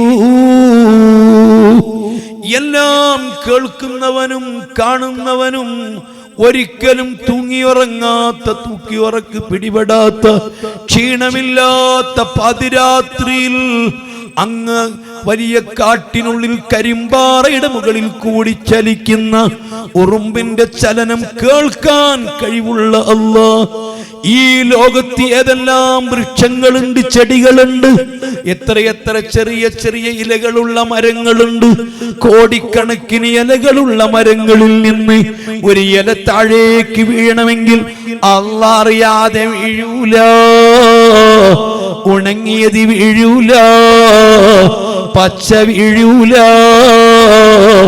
അങ്ങനത്തെ അല്ലാഹുവിനെ തൊട്ട് മറച്ചു വെക്കാൻ നിങ്ങൾക്ക് കഴിയുമോ? സാധിക്കുമോ? ഈ മകള് സ്വന്തം ഉമ്മയെ തിരുത്തുകയാണ്. ഉമറുൽ ഫാറൂഖ് വീടടയാളം വെക്കുകയാണ്. പിറ്റേ ദിവസം തന്റെ പ്രിയപ്പെട്ട പൊന്നുമോൻ വിളിച്ചുകൊണ്ട് പറയുന്നു, മോനെ സാലിമേ,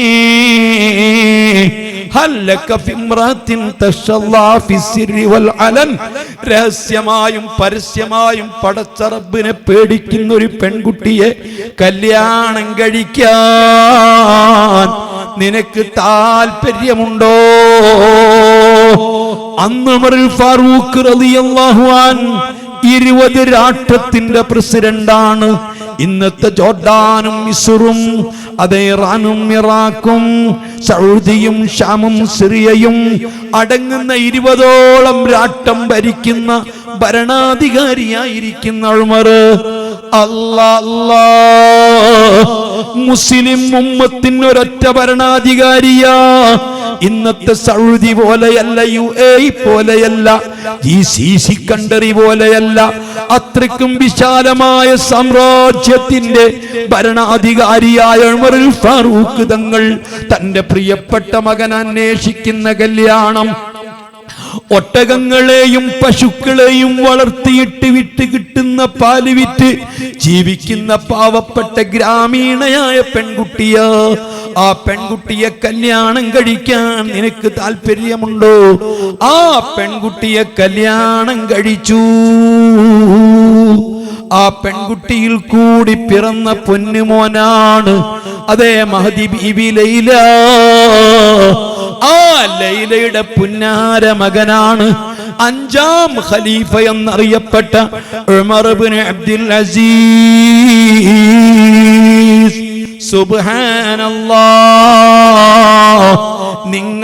നിങ്ങളെ മക്കൾക്ക് ഭാര്യമാരെ, പെൺകുട്ടികളെ തെരഞ്ഞെടുക്കുമ്പോ അതുപോലത്തെ സ്വാലിഹീങ്ങളിൽ നിന്ന് തെരഞ്ഞെടുക്കണേ. ഇതാണ് നബി സല്ലല്ലാഹു അലൈഹി വസല്ലമ തങ്ങൾ പഠിപ്പിച്ചത്. സയ്യിദുനാ മുഹമ്മദുർ റസൂലുള്ളാഹ്. അവിടുത്തെ പ്രിയപ്പെട്ട മകളല്ലേ ബീബി ഫാത്തിമ. ഈ ലോകത്ത് ഫാത്തിമയെ പോലെ കുലീനതയുള്ളൊരു പെണ്ണുണ്ടോ? ഫാത്തിമ ബീവിയെ പോലെ സൗന്ദര്യമുള്ള പെണ്ണുണ്ടോ? ഫാത്തിമ ബീവിയെ പോലെ ബുദ്ധിമതിയായ ഒരു പെണ്ണുണ്ടോ? സ്വർഗത്തിലെ തമ്പുരാട്ടിയല്ലേ ഹബീബായ നബി സല്ലല്ലാഹു അലൈഹി വസല്ലമ തങ്ങൾ സ്വന്തം പ്രിയപ്പെട്ട മാതാവിന്റെ മാതൃവിയോഗത്തിന്റെ ദുഃഖമറിയിക്കാതെ അവിടുന്ന് കൊണ്ടു നടന്ന് വളർത്തിയിട്ടുള്ള പൊന്നുമോൾ ബീബി ഫാത്തിമ.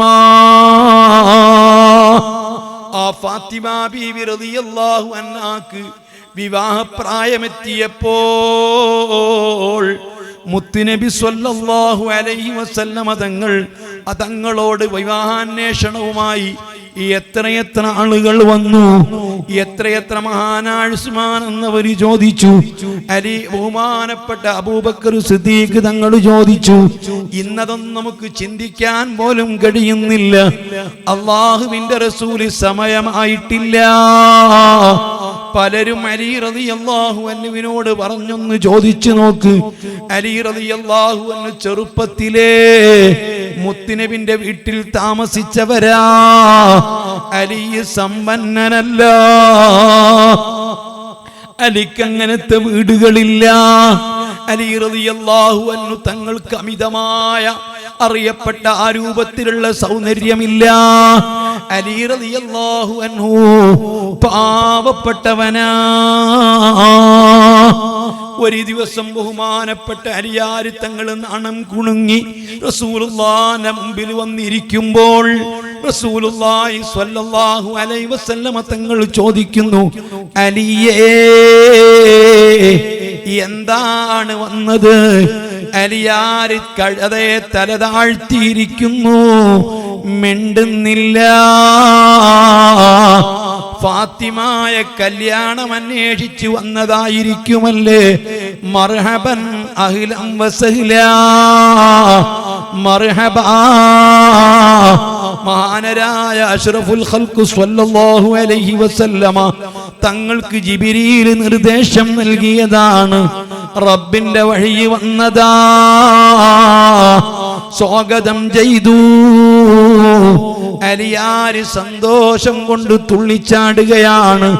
അതേ അങ്ങ് അകലെ മദീനയിൽ നിന്നൊരു മദേ മസ്ജിദുൻ നബവിയിൽ നിന്ന് ഈ എമ്പാടുമകലെ ഒരു ചെറിയ കുടില, ഓല കൊണ്ട് മറച്ചുണ്ടാക്കിയ കുടില. എല്ലാ ദിവസവും ബഹുമാനപ്പെട്ട അലിയാര് അതേ കത്തിയുമായിട്ട് മദീനയിലെ മലമുകളിൽ ചെന്ന് പുല്ലുകൾ വെട്ടിയരിഞ്ഞ് ആ പുല്ലുകൾ കെട്ടാക്കി മദീനത്ത് മാർക്കറ്റിൽ കൊണ്ടുവന്ന് ഒട്ടകങ്ങളുടെ ഉടമകൾക്ക് വിറ്റിട്ട് കിട്ടുന്ന നാണയത്തിന്റെ തുട്ടുകൊണ്ട് ജീവിതം കഴിച്ചിരുന്ന മഹാനാ അലി റളിയല്ലാഹു അൻഹു. അലി റളിയല്ലാഹു അൻഹുവിനെ കൊണ്ടാണ് കല്യാണം അന്വേഷിക്കുന്നത്, തന്റെ മകളെ കെട്ടിക്കുന്നത്. അതേ നബി സല്ലല്ലാഹു അലൈഹി വസല്ലമ തങ്ങള് അന മദീനത്തുൽ ഇൽമി വഅലിയും ബാബുഹാ, അലി ഞാൻ വിജ്ഞാനത്തിന്റെ പട്ടണമാണ്, അലി വിജ്ഞാനത്തിലെ പട്ടണത്തിലേക്കുള്ള കവാടമാണ്. ഇരുട്ടിന്റെ മറവിലേക്ക് അലിയാരെ വിളിച്ചു വരുത്തി മുത്തുനബിന്റെ മാർവിടത്തിൽ നിന്ന് കുപ്പായം നീക്കി, അലിയാരെ മാർവിടത്തിൽ നിന്നും കുപ്പായം നീക്കിയിട്ട് കെട്ടിപ്പിടിച്ചു 1000 വിജ്ഞാനത്തിന്റെ അസ്റാറുകള് ആവാഹിച്ചു കൊടുത്ത അലിയാ ഭൂമിയിൽ താഴ്ഭാഗത്തേക്ക് നോക്കിയിട്ട് ആകാശത്തിലെ റൂട്ട് കൃത്യമായിട്ട് പറയാൻ കഴിയുന്ന വിജ്ഞാനത്തിന്റെ ഉടമയാ, അതിന് സ്ഥാനം കൽപ്പിച്ചതാ. ആ രൂപത്തിൽ മഹാനരായ അലി റളിയല്ലാഹു അൻഹു തങ്ങൾക്ക് സ്വന്തം പ്രിയപ്പെട്ട പൊന്നുമോളെ കെട്ടിച്ചു കൊടുത്തതാ. ആ കെട്ടിച്ചിതാ ഇദാ ജാഅകും മൻ തർളൗനഹു ലിദീനിഹി വഖുലുഖിഹി ഫൽയുസവ്വിജുഹു വഇല്ലാ തകുൻ ഫിത്നത്തുൻ അരീളാ വഫസാദുൻ കബീർ. ഇതാണ് നബി സല്ലല്ലാഹു അലൈഹി വസല്ലമ തങ്ങൾ പറഞ്ഞത്. ദീന് കൊണ്ടും സ്വഭാവം കൊണ്ടും തൃപ്തിപ്പെട്ട ഒരു അന്വേഷണം നിങ്ങൾക്ക് വന്നാൽ പെണ്ണന്വേഷിക്കേണ്ടത് ഭർത്താവിന്റെ ഭാഗത്തു നിന്നാണ്, പെണ്ണിന്റെ ഭാഗത്തു നിന്നല്ല. ദീന് വേറെയാണ്, സ്വഭാവം വേറെയാണ്. വളരെ നല്ല ദീനുള്ളവരെ സ്വഭാവം ചിലപ്പോൾ മോശമാകാറുണ്ട്. പക്ഷെ എത്ര ദീനില്ലാത്ത ആളുകൾക്കും വളരെ നല്ല സ്വഭാവമുണ്ട്. നിങ്ങളെ പെൺകുട്ടികൾക്ക് ഭർത്താക്കന്മാരെ അന്വേഷിക്കുമ്പോ ദീനും സ്വഭാവവും പരിഗണിക്കണം. ദീന് കൊണ്ടും സ്വഭാവം കൊണ്ടും തൃപ്തിപ്പെടുന്ന ഒരു ഭർത്താവ് നിങ്ങൾക്ക് വിവാഹാന്വേഷണമായി വന്നാല് ഫസവ്വിജൂഹു, നിങ്ങൾ കെട്ടിച്ചു കൊടുക്കണം. അവന്റെ തൊഴിൽ നോക്കേണ്ടതില്ല, അവന്റെ ആസ്തി നോക്കേണ്ടതില്ല, അവന്റെ മറ്റു കാര്യങ്ങളൊന്നും നോക്കേണ്ടതില്ല. ദീന് കൊണ്ടും സ്വഭാവം കൊണ്ടും തൃപ്തിപ്പെടുന്ന ഒരു ഭർത്താവാണ് അന്വേഷണവുമായി വരുന്നത്. അവന് കെട്ടിക്കണേ. വയില്ലാ അതിന് തയ്യാറാവാതിരുന്നാൽ തകുൻ ഫിത്നത്തുൻ അരീളാ വഫസാദുൻ കബീർ. വ്യാപകമായിരിക്കുന്ന ഫിത്നകൾ ഉണ്ടാകും, ഭയങ്കരമായ ഫസാദ് ഉണ്ടാകും. ഈ ഫസാദും ഫിത്നയും ഇല്ലാതിരിക്കാൻ ദീന് കൊണ്ടും സ്വഭാവം കൊണ്ടും തൃപ്തിയുള്ള ഭർത്താക്കന്മാര് അന്വേഷണവുമായി വന്നാൽ കെട്ടിച്ചു കൊടുക്കണേ. അലിയാർക്ക് കെട്ടിച്ചു കൊടുത്തു. ആ കല്യാണത്തിന്റെ രാത്രിയിൽ ബഹുമാനപ്പെട്ട അലി റളിയല്ലാഹു അൻഹു തങ്ങളെ കല്യാണത്തിന്റെ രാവാണ്. ഫാത്തിമ ബീവിയെ പുതുക്കമിറക്കുകയാണ്. അല്ലാ ഏൽപ്പിച്ചു കൊടുക്കാൻ തന്റെ പ്രിയപ്പെട്ട ഉമ്മ ജീവിച്ചിരിപ്പില്ല. ആ കർത്തവ്യം മുഴുവനും നിർവഹിച്ചിരുന്നത് അസ്മാ ബിൻതു ഉമൈസാണ്. പിൽക്കാലത്ത് മഹദിയ മഹാനായ സിദ്ദീഖുൽ അക്ബറിന്റെ ഭാര്യയാണ്. അതേ മൈലാഞ്ചിയില്ല, അതേ കിലുകിലുക്കുന്ന വളകളില്ല, സ്വർണാഭരണങ്ങളില്ല, ആർഭാട വസ്ത്രങ്ങളില്ല, 2-3 തരം ഭക്ഷണങ്ങളില്ല. എത്ര ലളിതമായ ചടങ്ങാ! ഇവിടെയൊന്നും ആർക്കും മുത്തുനബി വേണ്ട, മുത്തുനബിന്റെ സുന്നത്ത് വേണ്ട, മുത്തുനബിന്റെ ചര്യ വേണ്ട. അഅ്ളമുന്നിക്കായി ബറക്കത്തൻ ഐസറുഹു മഊനാ. ഏറ്റവും മഹത്വമുള്ള കല്യാണം, ഏറ്റവും മഹത്വമുള്ള നിക്കാഹ് ഐസറുഹു മഊനാ, ഏറ്റവും ചെലവ് കുറഞ്ഞ കല്യാണമാണ് എന്ന് ഹബീബ് റസൂലുള്ളാഹ്. ഹബീബായ തങ്ങളെ മകളെ കല്യാണത്തിന് അതേ കൗക്കിസ് ചക്രവർത്തിയെ ക്ഷണിച്ചില്ല, എത്യോപ്യൻ രാജാവിനെ ക്ഷണിച്ചില്ല, അങ്ങനെ വിദേശ രാജ്യ പ്രതിനിധികളെ ക്ഷണിച്ചില്ല, അംബാസഡർമാരെ ക്ഷണിച്ചില്ല. മക്കയിലും അതുപോലെ തന്നെ പരിസര പ്രദേശങ്ങളിലുള്ള വലിയ വലിയ ഉന്നതരായ സ്വഹാബികളെയും ഗവർണർമാരെയും ക്ഷണിച്ച് സദ്യ കൊടുത്തില്ല. എത്ര ചെറിയ കല്യാണമാ! ഉമ്മത്ത് തകരല്ല, ഉമ്മത്ത് നശിക്കല്ല. അതേ ഏറ്റവും ചെറിയ കല്യാണത്തിന് തന്നെ ഇന്ന് 3, 4, 5, 10 ലക്ഷം ഉറുപ്പിക കല്യാണ ചെലവിന് പൊടി പൊടിക്കുമ്പോൾ ലോകത്തിന്റെ പല ഭാഗങ്ങളിലും പട്ടിണി കിടക്കുന്ന കോടിക്കണക്കിന് ആളുകളില്ലയോ? ഇന്ത്യ രാജ്യത്ത് 30 കോടിയിലധികം ജനങ്ങൾ പട്ടിണിയിലല്ലയോ? ഒരു കഥേ വെള്ളത്തിന് വേണ്ടി കിലോമീറ്ററുകളോളം അതേ റോഡ് സൈഡിൽ സ്ഥാപിക്കപ്പെട്ട പൈപ്പിന്റെ അടുത്ത് അതാ നെഞ്ചുന്തിയിട്ട് വലിയ പാനപാത്രവുമായിട്ട് കാത്തുകെട്ടി കിടക്കുന്ന കോടികളില്ലയോ? ഈ കേരളം അങ്ങ് വിട്ടുകഴിഞ്ഞാൽ ഇന്ത്യ രാജ്യത്തിന്റെ പല സംസ്ഥാനങ്ങളിലും അതേ അത്യാവശ്യ കാര്യങ്ങൾക്ക് പോലും മലമൂത്ര വിസർജനത്തിന് പോലും അതേ സൗകര്യങ്ങളില്ലാത്ത എത്രയെത്ര പാവങ്ങളാ, പട്ടിണി കിടക്കുന്ന പാവങ്ങളോ, മെഡിസിൻ ഇല്ലാത്ത പാവങ്ങളോ, അക്ഷരം പഠിക്കാത്ത പാവങ്ങളോ, അല്ലാഹ് കേട്ടിട്ടില്ല, ദീന് പഠിച്ചിട്ടില്ല, പള്ളികളില്ല, മദ്രസകളില്ല, സ്കൂളുകളില്ല. ഈ രൂപത്തിൽ ഇന്ത്യയിൽ തന്നെ എത്ര കോടികളാ! ആ സമയത്ത് പടച്ച റബ്ബ് അല്പം അനുഗ്രഹം തന്നപ്പോ, അല്പം നിഅമത്ത് തന്നപ്പോ 977 ശേഷം ഗൾഫ് പണമൊഴുകിയപ്പോൾ എങ്ങനെ ചെലവഴിക്കണമെന്ന് ഒരു ബോധവുമില്ല. മഞ്ഞക്കല്യാണവും റെഡ് കല്യാണവും ഇങ്ങനെ പല പേരിലുമായി കോടികൾ നശിപ്പിക്കാൻ മുസ്ലിം ഉമ്മത്തിന് ഒരു മടിയുമില്ല.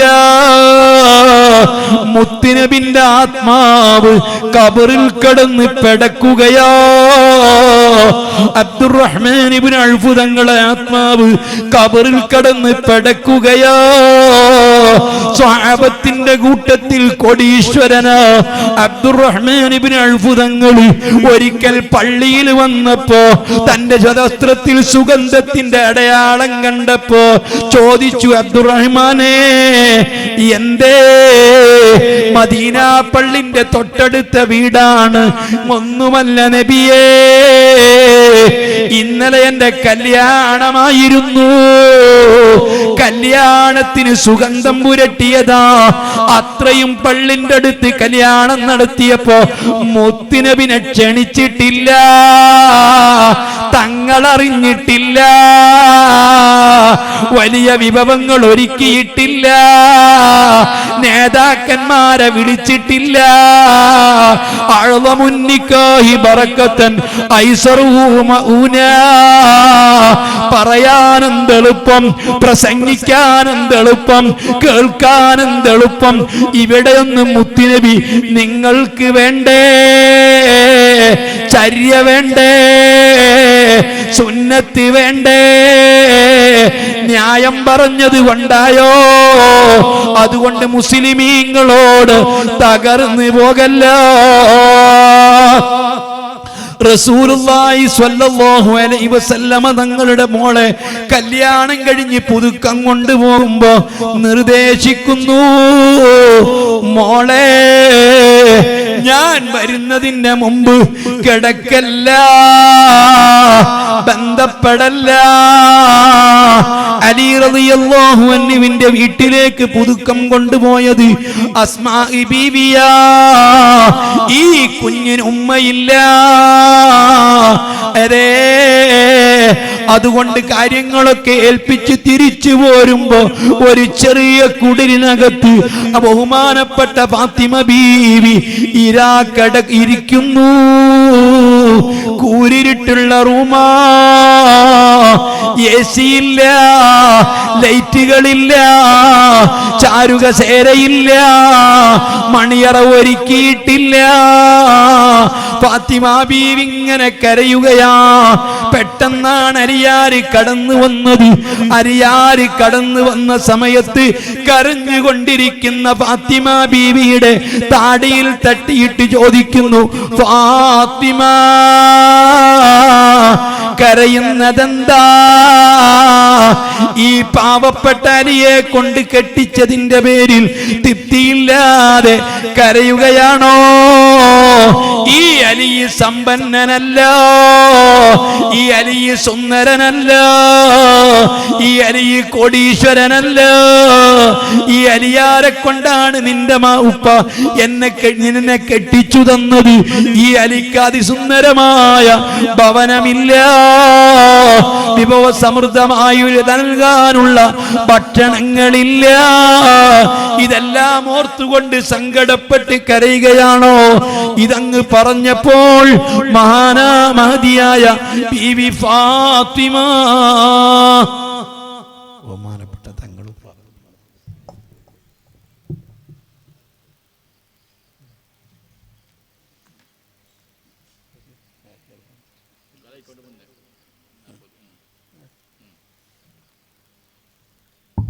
തങ്ങളുപ്പാപ്പ എത്തിയിട്ടുണ്ട്.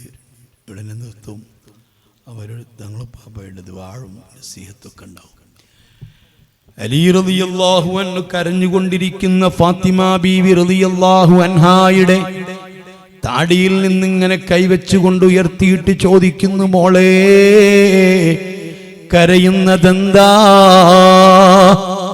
ഇതെല്ലാം പറഞ്ഞ സമയത്ത് ബഹുമാനപ്പെട്ട ഫാത്തിമ ബീവി അലിയാരെ വായിൽ കൈവച്ചുകൊണ്ട്, പറയരുതേ അലിയേ, ആര് പറഞ്ഞു ഭർത്താവിനെ തൃപ്തിപ്പെട്ടില്ലെന്ന്? ആര് പറഞ്ഞു അലി സുന്ദരനല്ലെന്ന്? ആര് പറഞ്ഞു അലിയാരെ ഇഷ്ടപ്പെട്ടില്ലെന്ന്? ഈ പാവപ്പെട്ട ഫാത്തിമാക്ക് ഹബീബായ മുഹമ്മദുർ റസൂലുള്ളാഹ് കണ്ടെത്തിയ ഭർത്താവ് ഏറ്റവും പൊരുത്തപ്പെട്ടവരാണ്. അതേ വായുളിന്റെ വാഴ്ത്തല കൊണ്ട് വീരേതിഹാസം രചിച്ച അലിയാര ഭർത്താവായി കിട്ടിയതിൽ വല്ലാത്ത സന്തോഷമാ. അലി റളിയല്ലാഹു അൻഹയുടെ വായിൽ കൈവച്ചുകൊണ്ട് ഫാത്തിമ ബീവി പറയുന്നു, പ്രിയപ്പെട്ട അലിയേ, ഇന്നത്തെ ദിവസം എനിക്ക് നിങ്ങളോടൊരു കാര്യം പറയാനുണ്ട്. അതേ, നമ്മുടെ പുതുനാരികൾ അറിയണം, പെൺകുട്ടികൾ അറിയണം, സഹോദരിമാരറിയണം. എല്ലാ തോന്നിവാസങ്ങൾക്കും കൂട്ടുനിൽക്കുന്ന, അതേ മുഖം ചെമ്പിപ്പിക്കുന്ന, ചുണ്ടുകൾ ചുവപ്പിക്കുന്ന, കണ്ണിൽ മഷി എഴുതുന്ന, ഏത് മുടിയിൽ പോലും മുടിയെല്ലാം ഒന്ന് ചെമ്പിപ്പിച്ചിട്ട് ബ്യൂട്ടീഷ്യനെ കൊണ്ട് ബ്യൂട്ടി പാർലറിൽ പോയി മൈക്കപ്പ് ചെയ്തുകൊണ്ട് പുതുക്കമറങ്ങുന്ന പെണ്ണുങ്ങളില്ലയോ? അതിനുവേണ്ടി ആയിരങ്ങളും പതിനായിരങ്ങളും മുടക്കുന്ന പെൺകുട്ടികളില്ലയോ? എന്നിട്ട് അല്ലാഹു നൽകിയിട്ടുള്ള അതിസുന്ദരമായ കളറ് മാറ്റിപ്പിടിക്കുന്ന പെണ്ണുങ്ങളില്ലയോ? മൃഗങ്ങളെ പോലെ നഖം വളർത്തിയിട്ട് ആ നഖത്തിനൊക്കെ പ്രത്യേകം ചായം കൊടുത്തിട്ട് അതാ പ്രത്യേകമായ വെള്ളം പോലും ചേരാത്ത വിധത്തിലുള്ള കെമിക്കൽ പരട്ടിയിട്ട് സൗന്ദര്യവർദ്ധക വസ്തുക്കൾ ഉപയോഗിച്ച് സൗന്ദര്യം പെരുപ്പിച്ചിട്ട് ഭർത്താവിന്റെ മുമ്പിലെത്തുന്ന പെൺകുട്ടികളില്ലയോ? സുബ്ഹാനല്ലാഹ്. അലിയ ഫാത്തിമ ബീവിന്റെ കണ്ണിൽ നിന്ന് കണ്ണുനീർ തുള്ളികൾ ഇറ്റിയിറ്റി വീണുകൊണ്ട് പറയുന്നു, അലിയേ, ഈ പാവപ്പെട്ട ഫാത്തിമ നിങ്ങളോട് കെഞ്ചുകയാ. ഇന്നത്തെ ദിവസം എന്റെ പ്രിയപ്പെട്ട ഉപ്പ എന്നെ നിങ്ങൾക്ക് നിക്കാഹി ചെയ്തു തന്നതിനാൽ എന്റെ ശരീരം പൂർണ്ണമായും നിങ്ങൾക്ക് വഴങ്ങിത്തരേണ്ടതാ, വഴിപ്പെടുത്തി തരേണ്ടതാ, ഞാൻ നിങ്ങൾക്കനുസരിക്കേണ്ടതാ. അള്ളാഹു നിർബന്ധമാക്കിയതാ, എന്റെ ഉപ്പ പഠിപ്പിച്ചതാ, എന്റെ ഉപ്പ ഭർത്താവിനോടുള്ള അതൊക്കെയും പഠിപ്പിച്ചതാ. അതേ സമയത്ത് ഞാൻ നിങ്ങളോട് കെഞ്ചിയിട്ട് ചോദിക്കുന്നു, ഇന്നത്തെ രാത്രി നിങ്ങൾ എനിക്ക് അനുവദിക്കുമോ? ഒന്നിനുമല്ല, ഏതാനും സമയം ഇരുട്ടുള്ള റൂമില്, ഇരുളടഞ്ഞ റൂമില്, ഈ ഇടുങ്ങിയ റൂമില് ഞാൻ തനിച്ചായപ്പോൾ ഒരുപാട് കാര്യങ്ങൾ ചിന്തിച്ചെന്റെ ഹൃദയങ്ങളിൽ കൂടി മറിഞ്ഞു മറിഞ്ഞു പോവുകയാ. അല്ലാ, ഏകാന്തതയുടെ വീടാകുന്ന ഒരു ഖബറുണ്ടല്ലോ. ഇന്ന് ഞാൻ സ്വല്പസമയം നിങ്ങളെ തൊട്ട് ഇതുവരെ എന്റെ പ്രിയപ്പെട്ട ഉമ്മ മരണപ്പെട്ടപ്പോഴ് മാതാവിന്റെ വിരഹദുഃഖം എന്നെ അറിയിക്കാതെ എപ്പോഴും എന്റെ കൈപിടിച്ചു കൊണ്ട് നടന്ന എന്റെ പ്രിയപ്പെട്ട ഉപ്പയുണ്ടായിരുന്നു. അതിനുശേഷം എനിക്ക് കുടുംബത്തിൽ പലരും ഉണ്ടായിരുന്നു. അതിനുശേഷം എന്നെ നിങ്ങളെ കൊണ്ട് നിക്കാഹ് ചെയ്തതിനാൽ ഈ വീട്ടിലേക്ക് ഞാൻ വന്നപ്പോ ഏതാനും സമയം ഞാൻ ഒറ്റക്കാണെങ്കിലും അല്പസമയം കഴിഞ്ഞാൽ അതേ ധീരനും ധീരനും വില്ലാളി വീരനുമായ വാളിന്റെ വായ്ത്തല കൊണ്ട് വീരേതിഹാസം സൃഷ്ടിക്കുന്ന അലിയാറെ എനിക്ക് ഭർത്താവായി എന്റെ റൂമിലേക്ക് കടന്നു വരും എന്നെനിക്ക് പ്രതീക്ഷയുണ്ട്. അപ്പോഴും ഞാൻ ഒറ്റപ്പെട്ടു പോകുന്നില്ല. എന്റെ ജീവിതത്തിൽ എനിക്ക് താങ്ങും തണലുമായി എപ്പോഴും നിങ്ങൾ എന്റെ കരുത്തനായ അലി എന്റെ കൂടെയുണ്ടാകും എന്നെനിക്കറിയാം. അതേ സമയത്ത് ഒരു നാൾ ഈ പാവപ്പെട്ട ഫാത്തിമാന്റെ ശരീരത്തിൽ നിന്ന് ആത്മാവങ്ങ് പിരിഞ്ഞാൽ ഈ ഫാത്തിമായ കെട്ടും കെട്ടിയിട്ട് എന്നെ ഖബറിലേക്ക് കൊണ്ടു കിടത്തിയാൽ ഏകാന്തതയുടെ ഖബറ്, കൂരിരുട്ടുള്ള ഖബറ്, തിരിയാനും മറിയാനും കഴിയാത്ത ഖബറ്, മേൽഭാഗത്ത് ഭാരിച്ച മൂടുകല്ലുകൾ വെച്ചിട്ട് ആളുകൾ മീസാൻ കല്ലും കുത്തിയിട്ട് പിരിഞ്ഞു പോകുമ്പോ ആ ഖബറിന്റെ ഏകാന്തത ഞാൻ ഓർത്തുപോയി. ആ ഖബറിന്റെ ഏകാന്തതയോർത്തപ്പോൾ അന്നെനിക്ക് തുണയാവാൻ, അന്നെനിക്ക് മഹ്ശറിൽ ഫ്ലാഷ് മിന്നാൻ, അന്ന് ഫോട്ടോ എടുക്കാൻ, അന്നെന്നെ ആ ഖബറൊന്ന് വെളിച്ചമാകാൻ, അവിടെ മണിയറയൊരുക്കാൻ ഇന്നത്തെ രാത്രി നിങ്ങൾ എന്നെ അനുവദിക്കുമോ? എന്റെ റബ്ബിനൊന്ന് സുജൂദിൽ കിടക്കാൻ, റബ്ബിനോടൊന്ന് ദുആ ചെയ്യാൻ, റബ്ബിന്റെ പൊരുത്തം കിട്ടാൻ ഇന്നത്തെ രാത്രി നിങ്ങൾ എന്നെ അനുവദിക്കുമോ? അല്ലാഹ് റുകൂബുൻ നൈഷി അൻസാഹും റുകൂബാ അലൽ ഖൈനിൽ അതീഖാത്തിൻ നജാബി വലൈലുൽ ഖബരി അൻസാഹും ലിലൈലി ബിഹി ഫുർഷൽ മലിഹാത്തിൻ നജാബി അല്ലാഹ് അല്ലാഹ് വഅൻസാഹും ലിഫുർഷിൻ നാഇമാതി ലഹാ ഖദ് സയ്യനു ഫുർഷത് തുറാബി അല്ലാഹ് നാല് കാറുള്ള മയ്യത്ത് കട്ടിലേറ്റിക്കൊണ്ട് പോകുന്നതിനെ കുറിച്ച് ഓർത്തപ്പോൾ അതിസുന്ദരമായ അതിശീഘ്രം ഓടുന്ന ശീരീകരിച്ചിരിക്കുന്ന കാറുകൾ മറന്നുപോയി, വാഹനങ്ങൾ മറന്നുപോയി. ഖബറിന്റെ ഇരുട്ടിനെ കുറിച്ച് ഓർത്തപ്പോൾ മണിയറ അവര് മറന്നുപോയി. ഖബറിൽ വിരിച്ചിരിക്കുന്ന മണ്ണോർത്തപ്പോൾ ഈ മണിയറയിൽ വിരിച്ചിരിക്കുന്ന ആടിക്കളിക്കുന്ന മെത്തകളും സുന്ദരമായ സൗകര്യങ്ങളും അവർ മറന്നുപോയി.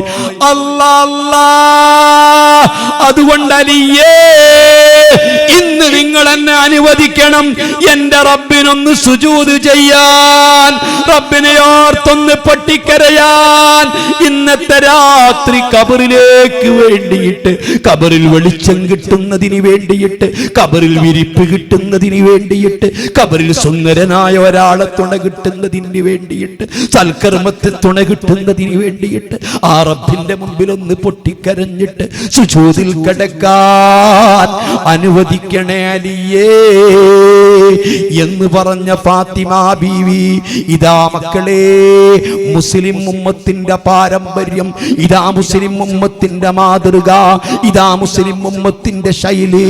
ഞാൻ ചോദിക്കുന്നു, ഇതെല്ലാം ആരും ഓർക്കുന്നു മറന്നുപോയില്ലേ? അതുകൊണ്ടാ ഞാൻ എൻ്റെ പ്രിയപ്പെട്ട മക്കളോട്, എൻ്റെ പ്രിയപ്പെട്ട യുവ സഹോദരങ്ങളോട്, എൻ്റെ സഹോദരിമാരോട് പഠിക്കണേ റസൂലുള്ളാഹിനെ പറ്റി, പഠിക്കണേ റസൂലുള്ളാഹിന്റെ അഹ്ലു ബൈത്തിനെ പറ്റി, പഠിക്കണേ റസൂലുള്ളാഹിന്റെ ഖുർആനെ പറ്റി, പഠിക്കണേ റസൂലുള്ളാഹിന്റെ ചര്യയെ പറ്റി, പഠിക്കണേ റസൂലുള്ളാഹിന്റെ ശൈലിയെ പറ്റി. ഞാൻ 1, 2, 10 ദിവസം ഈ ഒരൊറ്റ വിഷയം പ്രസംഗിച്ചാൽ വിവരമില്ലാത്ത ഞാൻ തന്നെ പറഞ്ഞാ തീരൂല. ഞാൻ ഓർമ്മപ്പെടുത്തിയെന്ന് മാത്രം. അതുകൊണ്ട് കുടുംബജീവിതം ഭദ്രമാവാൻ, ആഖിറത്തിൽ ഉപകരിക്കുന്നതായി തീരാൻ, നല്ല മക്കൾ പിറക്കാൻ, ഇസ്ലാം മുന്നോട്ട് വെക്കുന്ന ലക്ഷ്യം സാക്ഷാത്കരിക്കപ്പെടാൻ ഹബീബിന്റെ സുന്നത്ത് പഠിക്കുക, ഹബീബിന്റെ മാതൃക നിങ്ങൾ ഉൾക്കൊള്ളുക. യഗ്ലിബിന കരീമാ വയഗ്ലിബുഹുന്ന ലഈമാ വഹിബ്ബു അൻ നകൂന കരീമൻ മഗ്ലൂബാ. ആണുങ്ങളോട് സഹീഹുൽ ബുഖാരിയിലില്ലേ മുത്തുനബി പഠിപ്പിക്കുന്നില്ലേ, പെണ്ണുങ്ങൾ ബുദ്ധി കുറഞ്ഞവരാ, വിവേകം കുറഞ്ഞവരാ. ഒരു പുരുഷന്റെ ബ്രെയിനും ഒരു പെണ്ണിന്റെ ബ്രെയിനും എടുത്ത് പരിശോധിച്ചാൽ ഒരു പുരുഷന്റെ ബ്രെയിനില് 700 കോടി സെൽവ്യൂഹങ്ങളാ, അതേ സമയത്ത് ഒരു പെണ്ണിന്റെ ബ്രെയിനില് 600 കോടിയാ. 1300 കോടി പുരുഷന്റെതാ, 600 കോടി സ്ത്രീകളുടേതാ. അതുകൊണ്ട് ഒരുപാട് കുറവുകൾ പുരുഷന്മാരെ അപേക്ഷിച്ച് പെണ്ണുങ്ങൾക്കുണ്ട്. അതുകൊണ്ട് ഭാര്യമാരോട് നല്ല നിലക്ക് പെരുമാറണമെന്ന കൽപ്പന അത് പുരുഷന്മാരോടാ. ഇങ്ങോട്ട് നല്ല രൂപത്തിൽ പെരുമാറിയാല് അങ്ങോട്ട് നല്ല രൂപത്തിൽ പെരുമാറണം. ഇങ്ങനെയല്ല ഇസ്ലാം പഠിപ്പിക്കുന്നത്. ഭാര്യകൾ അഫലകളും ചപലകളുമാ, ബുദ്ധിപരമായിട്ട് കുറവുള്ളവരാ, ആരോഗ്യപരമായിട്ട് കുറവുള്ളവരാ, ചിന്താശേഷിയിൽ കുറവുള്ളവരാ. അതുകൊണ്ട് പെണ്ണുങ്ങൾക്ക് തോറ്റുകൊടുക്കണം. യഗ്ലിബിന കരീമാ, മാന്യന്മാരോട് എപ്പോഴും പെണ്ണുങ്ങൾ ജയിക്കും. അവര് പറഞ്ഞു ജയിക്കും, അവര് ചെയ്ത് ജയിക്കും. മാത്രമല്ല യഗ്ലിബുഹുന്ന ലഈം, പെണ്ണുങ്ങളെ ഒതുക്കി നിർത്തുന്നവൻ, പെണ്ണുങ്ങളെ അടിച്ചമർത്തുന്നവൻ, പെണ്ണുങ്ങളെ വരച്ച വരയിൽ നിർത്തുന്നവൻ, പെണ്ണുങ്ങളോട് സ്വാധീനം കാണിക്കുന്നവൻ, പെണ്ണുങ്ങളോട് ഹുങ്ക് കാണിക്കുന്നവൻ, ഭാര്യമാരെ ചൊൽപ്പടിക്ക് കീഴിൽ നിർത്തുന്നവൻ, അവൻ കുരുത്തം കെട്ടവനാ, അവൻ മോശക്കാരനാ. ഒഹിബു, ഞാൻ ഇഷ്ടപ്പെടുന്നത് അന്നകൂന കരീമൻ മഗ്ലൂബാ, സ്ത്രീകളോട് ഭാര്യമാർക്ക് തോറ്റുകൊടുക്കുന്ന ഭാര്യമാരോർക്ക് തോറ്റുകൊടുക്കുന്ന, അവർക്ക് ഒതുങ്ങിക്കൊടുക്കുന്ന, അവർക്ക് വകവെച്ചു കൊടുക്കുന്ന, അവരെ പ്രശ്നങ്ങൾ പരിഹരിക്കുന്ന, അവരെ പ്രശ്നങ്ങൾ മനസ്സിലാക്കുന്ന മാന്യനാവാനാ. അതുകൊണ്ട് മാന്യന്മാര് പെണ്ണുങ്ങൾക്ക് തോറ്റുകൊടുക്കുന്നവരും പെണ്ണുങ്ങളെ സമാധാനിപ്പിക്കുന്നവരും പെണ്ണുങ്ങൾക്ക് സ്നേഹം കൊടുക്കുന്നവരുമാ. എത്രയെത്ര സംഭവങ്ങളാ ആയിഷാ ബീവിന്റെ ജീവിതത്തിലെ, ഖദീജാ ബീവിന്റെ ജീവിതത്തിലെ, ഫാത്തിമാ ബീവിന്റെ ജീവിതത്തിലെ, അവിടുത്തെ മറ്റു ഭാര്യമാരുടെ ജീവിതത്തിലെ. അല്ലാഹു സുബ്ഹാനഹു വ തആല അതൊക്കെ പഠിക്കാനും മനസ്സിലാക്കാനും അതിലൂടെ നമ്മുടെ ജീവിതവും കുടുംബവും ധന്യമാക്കാനും അല്ലാഹു തൗഫീഖ് നൽകട്ടെ. ഇജാബത്തുള്ള മജ്ലിസിൽ അല്ലാഹു ഇത് ഉൾപ്പെടുത്തട്ടെ. മഹദി ബീവി ഫാത്തിമ, ആ ഫാത്തിമ ബീവിന്റെ ഹക്ക് കൊണ്ട്, ഫാത്തിമ ബീവിന്റെ ഭർത്താവ് അലിയാരി തങ്ങളെ ഹക്ക് കൊണ്ട് അവിടുത്തെ പ്രിയപ്പെട്ട രണ്ട് മക്കളാകുന്ന ഉത്ഫീബിഹിം അർറൽ വബാഇൽ ഹാത്തിമ ലിഖംസത്തിൻ ഉത്ഫീബിഹിം അർറൽ വബാഇൽ ഹാത്തിമ ബിൽ മുസ്തഫ വൽ മുർതള വൽ മുസ്തഫ വൽ മുർതള വബ്നഹുമാ വൽ ഫാത്തിമ. ആ 5 പേരെ കൊണ്ട് അല്ലാഹു നമുക്ക് കാവല് തരട്ടെ, നന്നാക്കി തരട്ടെ. ലീ ഖംസത്തുൻ നുത്ഫി ബിഹിം ഹർറൽ വബാഇൽ ഹാത്തിമ ബിൽ മുസ്തഫ വൽ മുർതള വബ്നഹുമാ വൽ ഫാത്തിമ. എല്ലാ കെടുതികളും, എല്ലാ കഷ്ടങ്ങളും, എല്ലാ നഷ്ടങ്ങളും, എല്ലാ ദുരിതങ്ങളും, എല്ലാ പ്രതിസന്ധികളും, എല്ലാ പ്രയാസങ്ങളും ആ 5 പേരെ കൊണ്ട് അല്ലാഹു നമുക്ക് കാക്കട്ടെ, അവരെ മദദ് തരട്ടെ. അവിടുത്തെ പുന്നാര മക്കൾ ഹബീബായ മുത്തുനബിന്റെ ദുരിയാത്ത്, അതേ അവരാണ് തങ്ങന്മാര്.